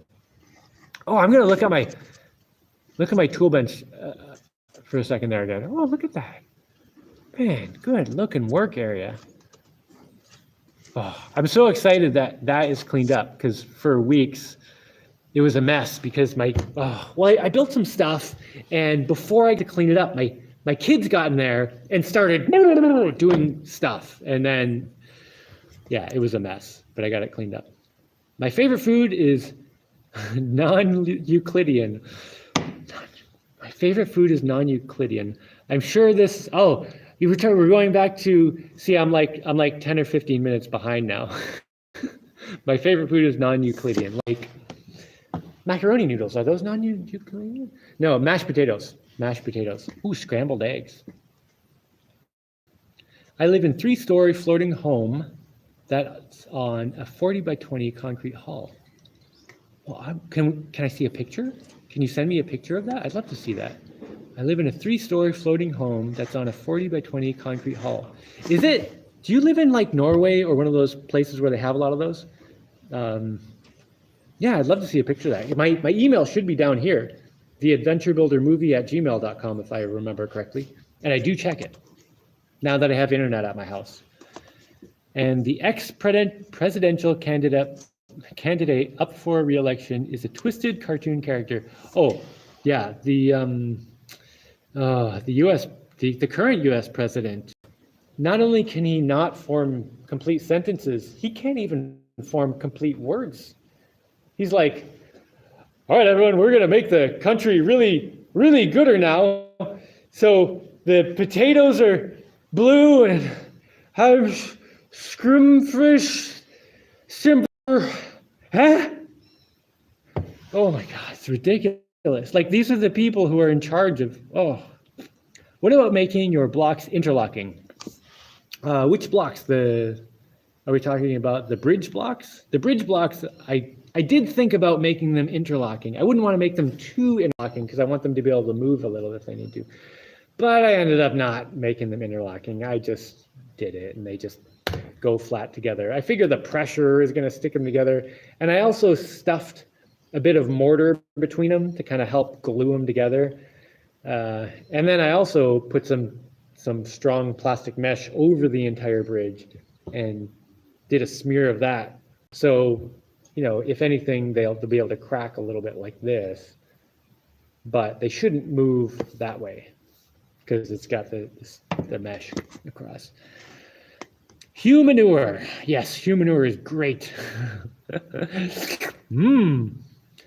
Hello, Jaimie. Paul River, Canada here. For the first time, I caught you live. Oh, well, hello. Powell River. Oh, you're in Powell River. Don't you love, what's it called? Auto sensor.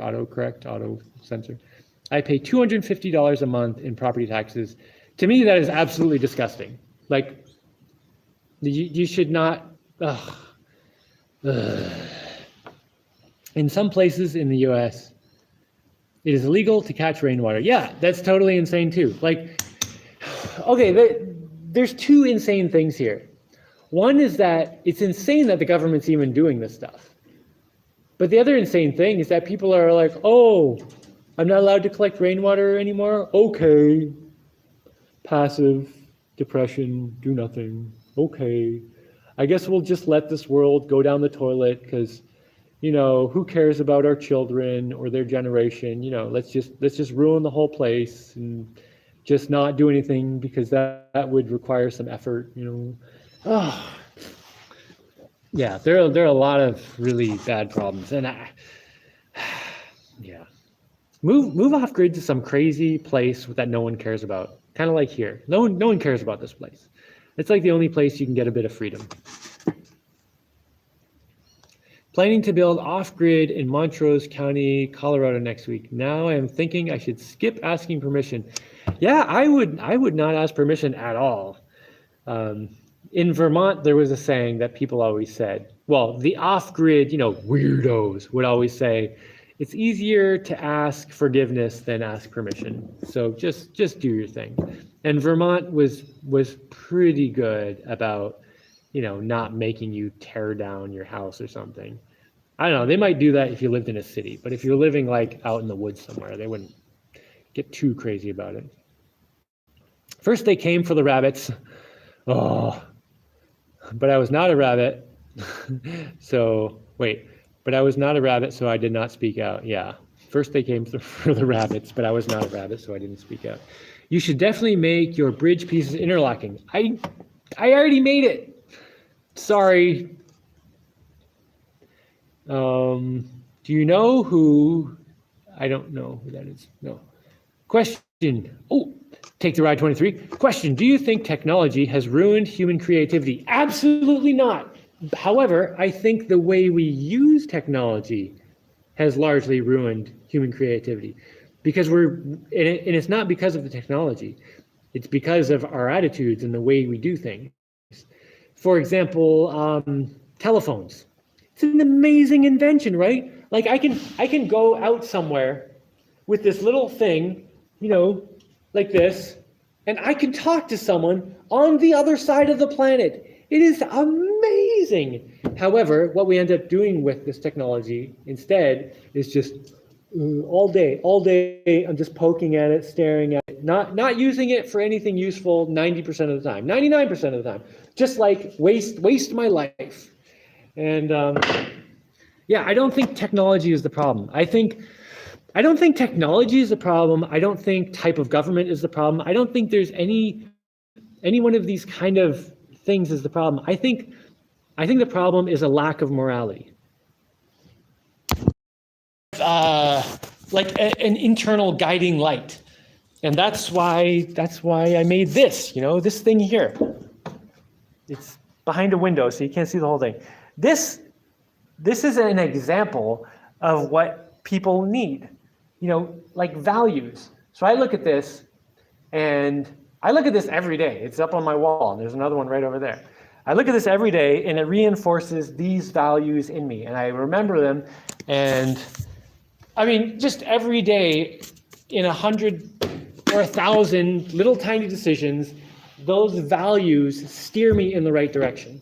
And the problem we have today is people don't have values. They don't have anything steering them. So because they don't have anything steering them from the inside, they just get directed by whatever is outside. So they get told to do things, and there's signs that say go here and go there, and they follow between the lines, and they just react to whatever is telling them what to do. And they watch TV, and they're like, oh, those people are cool, and they're smiling and laughing. I must want to be like that too. And they have no internal thing that directs their own actions and thoughts. And that is what we're missing. Let's see what the rest of this question is. I learned about these buildings in the desert that utilize towers called wind catchers. When the wind blows, it gets diverted through the building, providing AC. That's another amazing piece of technology. So I think one of the reasons that we have so many problems with technology is because people have no internal morality of their own. So instead of looking at technology and saying, okay, what is the most useful thing here? What will make my life better? What is useful? Like what's the most valuable solution to whatever problem I've got? Instead, they just say, ooh, what's the newest thing that I'm being told about right now on the advertisement that they're trying to get me to buy? What's the newest, coolest thing? That's what I need to do. That's the problem. So you just described to me an older technology. And I get this criticism or comment all the time when people see how I live. For example, I don't have indoor plumbing. Indoor plumbing to go out, but to get water into my house, I go right over there. It's right outside the side door, and it's beautiful outside. I go outside, get water, and bring it in, like to my kitchen sink. I get gallon jugs, and I go fill it there and put it on the thing, and then it gets filtered, and that's my water. And people say, oh, what's your problem with technology? You don't even want the water like coming into your house. What are you, so old-fashioned or something? And I'm just like, no, I like going outside. I enjoy going over there and then coming back and basically just having an excuse every day to go to the water and come back. And then they'll see other things I do where it's like I'll have some high-tech thing going on that I'm building. And they're like, you don't make any sense. Are you high-tech or low? And it's like, no, I don't define my technology by by some external nonsense. I look at what's going to be the best solution to any problem based on my own values, based on what I can understand about the world, and I use whatever technology level works. And often it's not the fanciest technology. A lot of times the fanciest stuff is just kind of garbage, like temporary disposable nonsense, because that's the society we live in right now, and that's the kind of stuff we're building now. So often the best solution is some older thing, like this artificial, AC. What's that? Not artificial condensation. Air conditioning. They build something. They built these buildings in the desert that utilize towers called wind catchers. The wind blows, it gets diverted through the building, providing AC.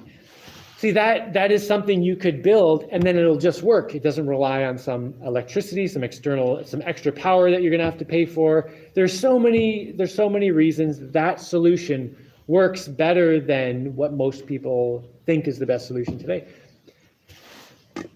Did I go on enough about that? My floating home's concrete hull is 1 foot thick, and the house weighs 90 tons and floats about 4 feet deep. They're made in Sausalito, California, at a place called Aqua Mason. If you need any info, that's cool. Yeah, there are a lot of places in the world where, like, they just make floating homes. That's a really cool thing. I'm from England, not that bad for van life. All depends if it was in places like Devon, Cornwall. Where did you say for 4 months? I have seen so many places in the US that are super strict. I have seen so many places in US, Canada that are super strict. The US and Canada, none of the places in the US or Canada were as strict as England, as far as I could tell. But you might not notice, because if you're used to the things in England, I mostly stayed in Wolverhampton, like near Birmingham, which I've been told is not the most spiffy place in England.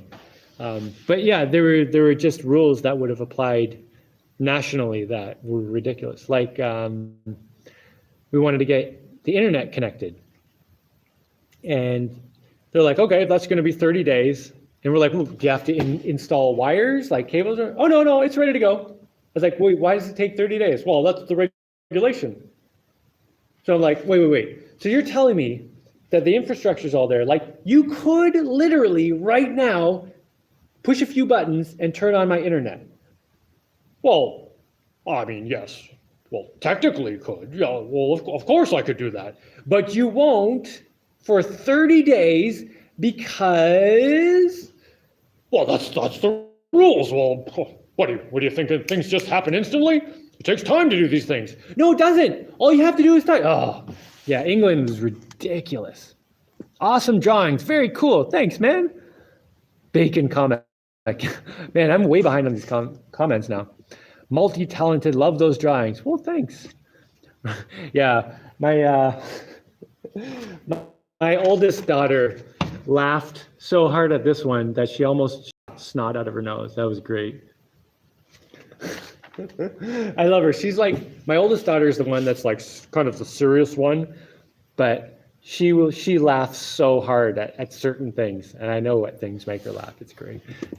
My other kids, they all laugh at everything. Rammed earth house, 2 feet thick walls, whoa, 3 or 4 stories tall tower in one corner makes a natural air exchange inside the house, keeping it cool. Well, that's pretty sweet. But AC makes for a higher utility bill. Yes, exactly. So I guess having an air conditioning thing is better, because then people make more money and jobs and economy. Oh. 5x5 video good. Excellent. No taxes equals no fight against Putin. Oh man, we could take that sentence apart for a while, but we're going to skip that. Have you considered adding a hydrofoil to one of your boat builds? Yes, I have. I'm picturing you in a boat that looks like it's flying because of the hydrofoil. I think that's the name for it. Yes, that is the name for hydrofoils. They're like little wings that go under the water and like lift your boat out of the water so that just a little bit of stuff is in the water, so it's a lot easier to move. Yeah, the reason I haven't really done much with hydrofoils is because I'm often carrying cargo. And, hydrofoils, it's harder when you have a lot of changing weight in your boat and a limited amount of power. So like my green boat right now, I'm pretty sure that empty on the current amount of power it has, I could get it up on hydrofoils. But then when I put like 1,200 pounds into it, I'm pretty sure I could not. And at that point, I'd have to have the hydrofoils in a way that I could pull them out of the boat. And then that's just an extra thing on the boat I have to deal with that's going to be in the way. And I haven't gotten into them. The only time I think I would want to make hydrofoils is for like just some little speeder, 1 or 2 seater, just to like for times I just want to go somewhere and not move any cargo, which is a rare occurrence. Although I think when I get to that point, I want to make something that flies, like on air instead. So I've been thinking about making a ground effect airplane, and maybe it could fly up higher. But I basically want something that'll work in ground effect and just kind of skim across the water. But who knows? When I actually get to the point that I want to make something like that, I don't know what I'll end up doing. Can you do fiberglass for your boat so there's no sanding, like on Tech Ingredients on YouTube? Can I do fiberglass on my boat so there's no sanding? Yeah, if I do it in a mold. And usually, all my latest boats have molds. Although I usually do end up making some kind of custom parts that end up needing a bit of sanding. But the only thing I really need to have smooth is the parts under the water. And yeah, I use molds for those generally. And I'm going to say something about this Tech Ingredients guy. I haven't watched any of his videos recently or anything, but he made some boat that was just garbage, and people kept sending it to me and saying, "Oh, look, he made a boat just like yours." And I'm like, "Did he put it in the water and show you it worked?" And they're like, "Well, no, yeah. Well, there are thousands of people who make stuff for show, and I'll tell you, it's so easy to make stuff for show. But to make something, like to make a boat that you're going to use every day and put cargo in it and take it in places where you're going to end up in difficult weather sometimes, or it's going to get smashed by other boats in some parking spot, or you're going to deal with real life situations. It's a totally different thing. And I don't know what this Tech Ingredients guy has been doing lately, but last I saw, it was just nothing particularly useful.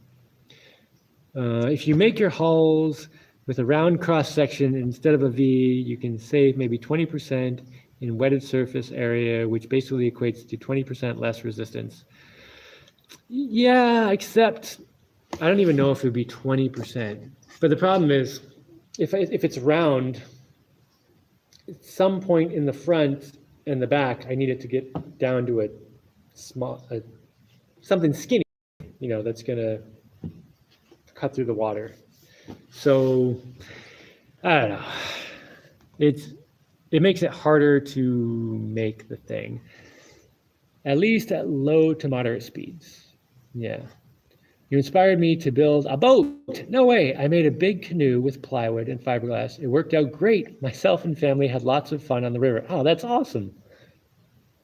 Aren't you worried about sharks biting your feet while you're paddling? No, they're not going to jump out of the water. Although last time I went to town, there was a dolphin swimming under my boat, like I could see right through there. It was pretty neat. And then the water was super clear. And I saw 3 dolphins coming toward me, and then one of them just swam right under the boat with me for a while.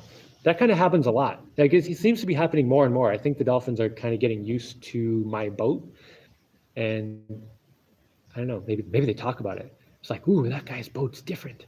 He's got paddles that slap a slap a slap. I don't know, but dolphins like come visit my boat like more often than they used to. Talking of England, hi Jaimie, I'm feeling mentally a bit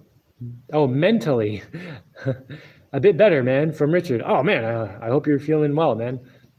Your boat design is riveting. Yeah, I didn't even mention. I want to put it all together with rivets.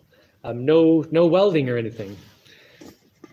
And I think it's going to cost somewhere around $2,000 to build that boat once I get all the pedals and everything. I'm still designing a bit of stuff. Thank you for showing off your drawings and boat design. I think it's worth doing. More fast equals more better, right? Well, more fast will equal like, more time to get more time when I'm at the place. Because, right now I go to town in a boat that takes about 3 hours to get there in good conditions. And I can't guarantee good conditions. So it might be 4 hours. So say I have not so great conditions. It takes me 4 hours to get there, 4 hours to get home. That's 8 hours. I don't want to be driving in the dark. So when I'm in town, I gotta move quick. It would be nice to have like an extra couple hours in town, or even, on the way back, if I run into a storm or something, I need to hide out somewhere and let a storm pass. It's always nice to have some extra time there. There's a YouTube channel hosted by Professor Andrew Huberman. He teaches how to optimize brain power through neuroscience. Good stuff. I second the recommendation. Huberman is great. Oh. Let's see, brain power through neuroscience. Maybe I'll look into that a little bit. I do have a lot of fine tuning on my own brain that I've already done. If we were truly free, insurance wouldn't exist because it would be way more a gamble. Yeah. Camera freezing was perfect. Yes, it froze, Jaimie. That was hilarious. You didn't move while you were speaking like the Prime Minister. I know, I thought that was pretty hilarious. Yeah, that's Prez Brandon, all right. Yeah. Wow, Biden has a stutter problem since he was a kid. Wow.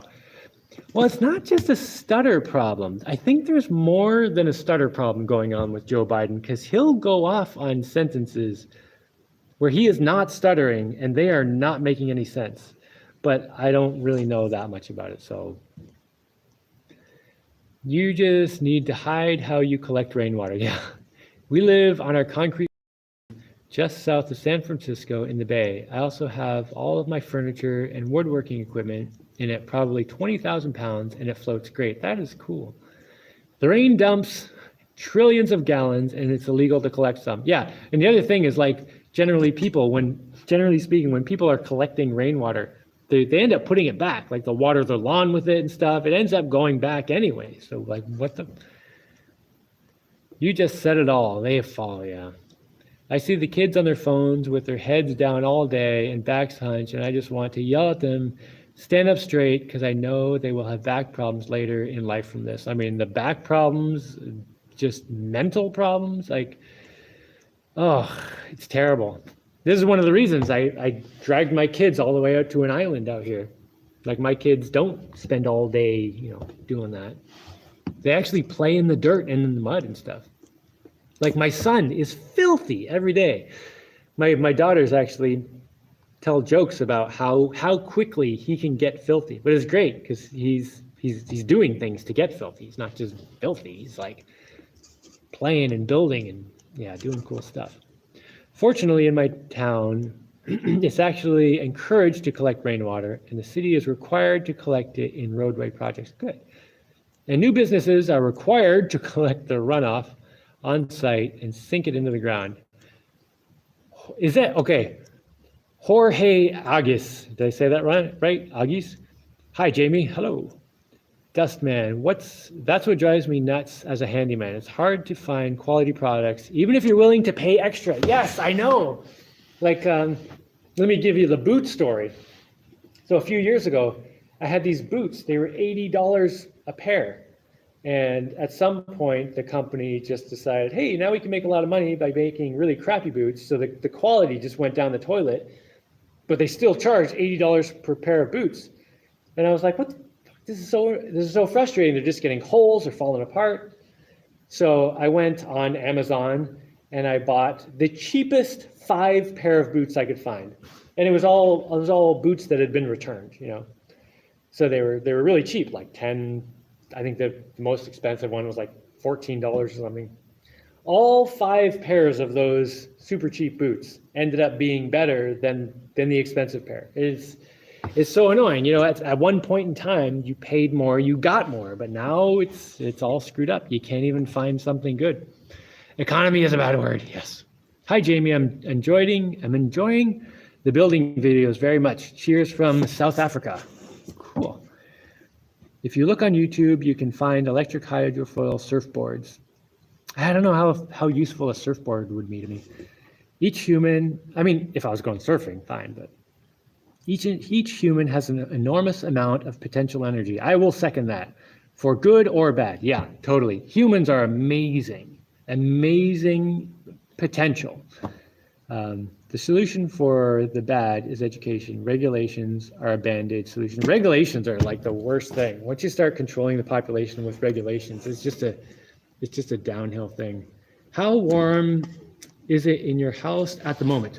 Well, I'm not sweating, and I've been like, vigorously talking for like 2 hours. But I don't know. I don't know what the temperature is. 75 to 80 degrees Fahrenheit. Oh man, Celsius, I'm a little rusty on that right now. I don't know. Look up I don't know. I don't actually know what the temperature is. I don't have anything that reads the thing, but it's very comfortable right now. Very comfortable. Although, as soon as I stop this, I'm going to take my shirt off. Oh, don't you love my thing? I got these nice silk shirts from someone who sent them to me, but they were all plain, and I was like, I got to make this mine. So yeah, I made it mine. At your house, yes, ground effect vehicle would work great well there. Yeah, I would love to have a ground effect. I mean, that would be so cool to have a ground effect flying vehicle, like, just, oh man, yeah. Blah, blah, blah. Taxes are necessary for that reason alone. I'm not sure what you're talking about.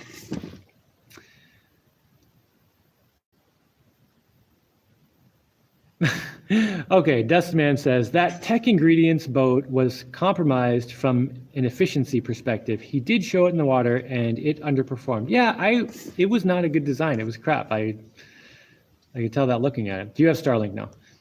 Wolverhampton. Have a friend who lives there. Yeah, that is one of the parts that is a pain for caravan life, but many other parts of UK are fine. I'm from the south of Kent.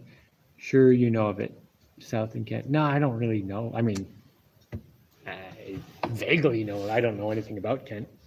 But van life might be good, but try living off grid and actually on a piece of land. Man, the rules are terrible in England. Have you considered making boat hulls from expanding foam? Well, when I make, I just said when I make, maybe I'm going to do it. So when I make this aluminum boat, which will look so cool with like thousands of rivets all on it, I was thinking to fill the pontoons with foam. That way it would be basically unsinkable. And I don't think it would necessarily need it. I would put in, relevant bulkheads for just in case it got a leak or anything. But it is kind of nice having a boat that has sufficient foam that even if you crashed and had some terrible disaster, it's still going to float, But I wouldn't want to do it with just expanding foam because the foam would get damaged and then it would turn into a mess. Like, it's got to have some kind of cover. Great to see you, Jaimo. Hello from New Mexico. Well, hello. You live in the same place as Mike Reynolds. Well, not the same place, the same state. At least last I heard. I don't know. He could have moved. What country do you live in? I'm in Panama. Rivets in salt water. Yes, rivets can be in salt water. You got to get good rivets. And, use marine grade everything. I would also have to waterproof the rivets, but, that's not that hard to do. Jaimie, you have many boats sitting with unused solar for much of the day. Could you set up a system where blah, blah, blah, basically, use it to power, divert it to something like desalination? Well, the thing is, my boats out in front of my house are mostly in shade. They're almost always in shade, actually. There's a little bit of the day when the sun is straight above them that they get a bit of sun, but they're mostly parked in the shade. Do you have an island that could be a guest island? Yeah, I actually have a couple guest islands right now with guests on them. So I guess yes. In Seattle, they have switches, although they do pay me rent. I mean, not much, but I didn't. Okay, originally when people wanted to come stay here for a while, I wouldn't charge them rent or anything, and I would even give them some food at the beginning and let them borrow a boat. And people were just, it's horrible. People would just take advantage of that, like really bad. So then I started charging people rent. It's not much. It's just, we talk about it and whatever. And, I'm renting a boat to a guy right now. And yeah, once you pay even just a little bit, most people get much more respectful of the stuff. So I always charge a little bit. In Seattle, they have switches, though they have switched to a more water permeable concrete in many open spaces. Stop that the rainwater, so that the rainwater that hits it gets into the ground as opposed to running off and needing to be processed. Yeah, that's so one of the problems with concrete is that when rain lands on it, the rain basically creates a river along the concrete because it can't soak through. So it ends up, running down the sides of roads and stuff and washing things out, or, rivers, they cause erosion. But if the water can just soak right through the concrete instead of making a river, it would just soak through like any other ground. So that's cool. I wonder what they're doing to make the concrete permeable. Oh, 75 degrees is like basically 24 degrees Celsius. Okay, so I wasn't too far off what I was thinking. What are some of the worst health issues, injuries your family have had since going off-grid in Panama? Well, my worst health injury was just stress related. And I just got so beaten down that I was a mess. I was like getting skin infections and stuff, which I've never had a problem with. And finally, I just got to the point where it was when I built this house and moved here and told everything that was bad for me, like that made me frustrated, you cannot be on this island. Or when you come here, if you're frustrating, then you go home.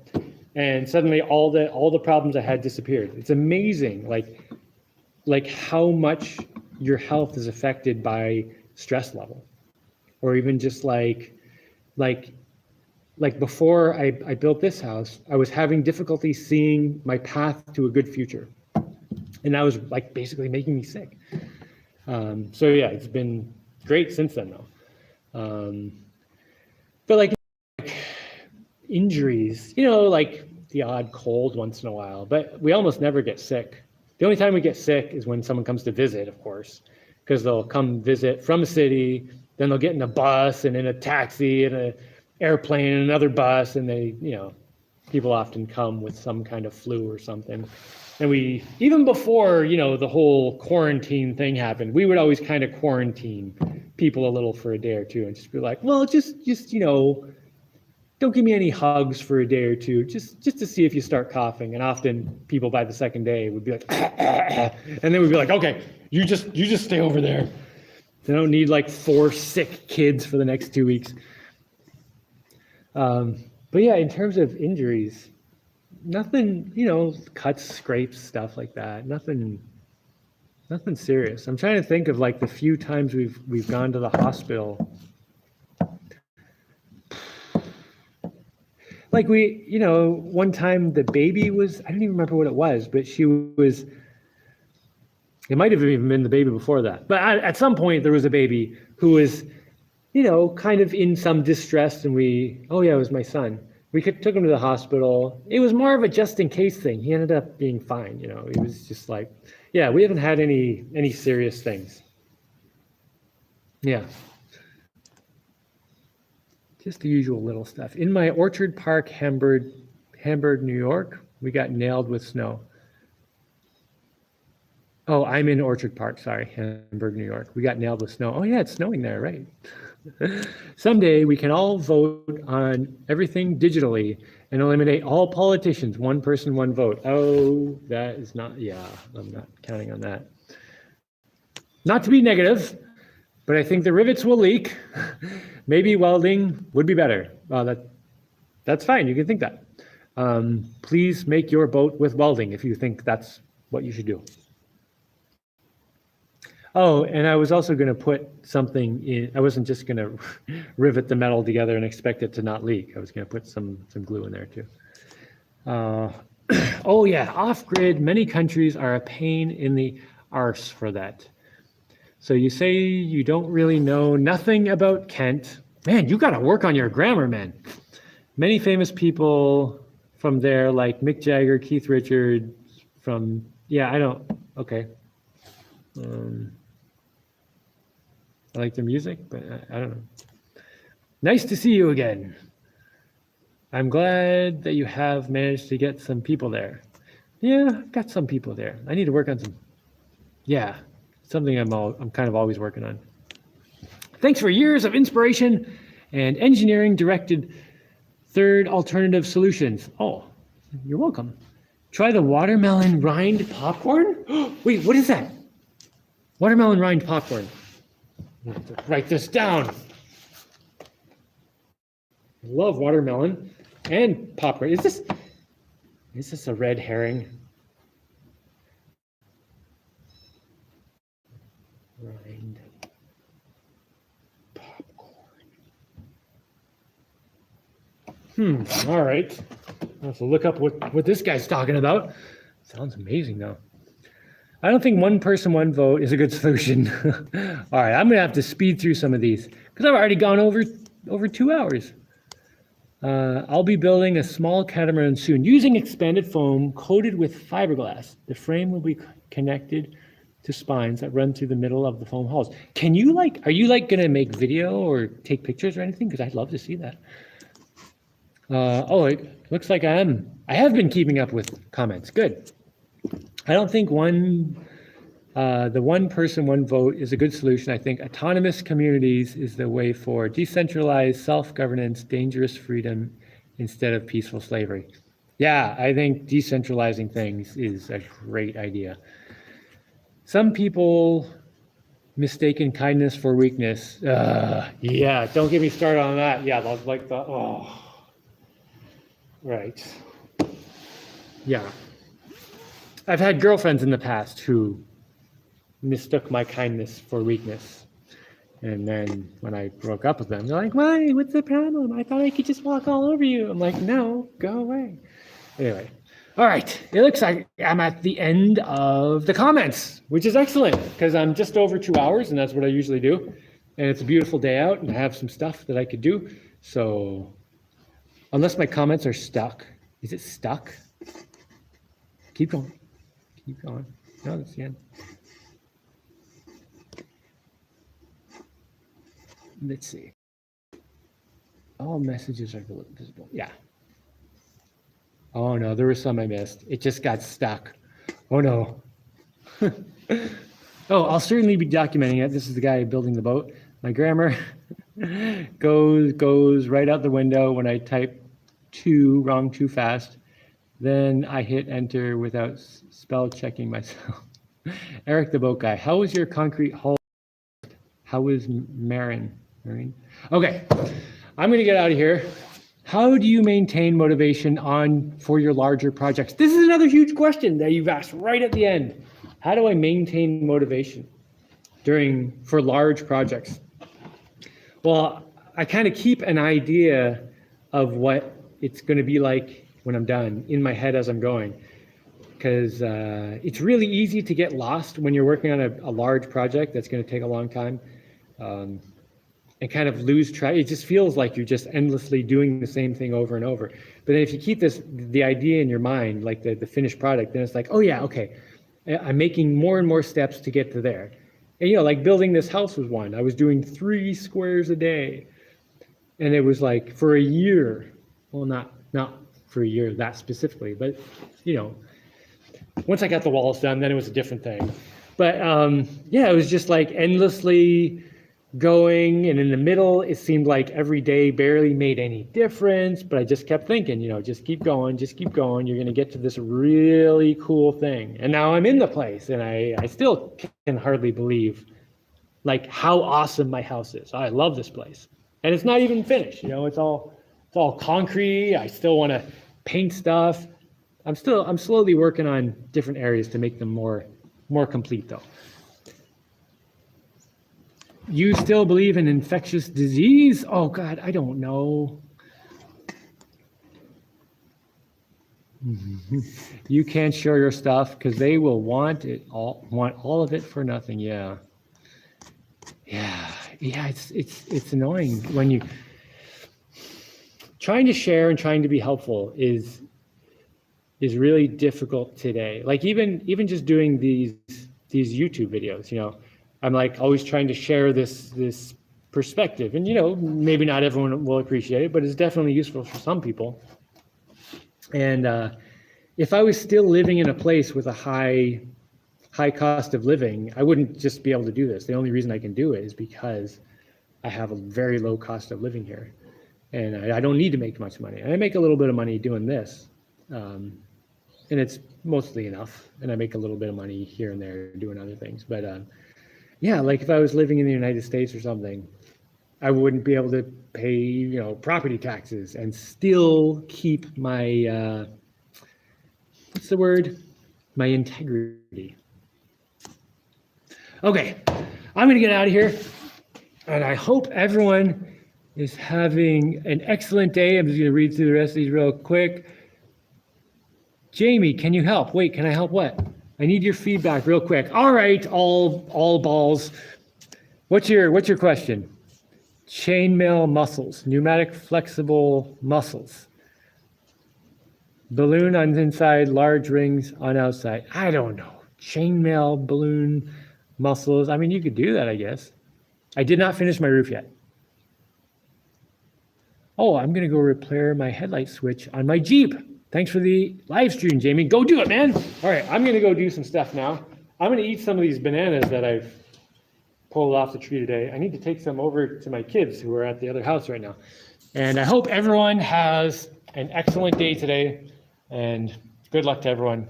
Keep up the good fight.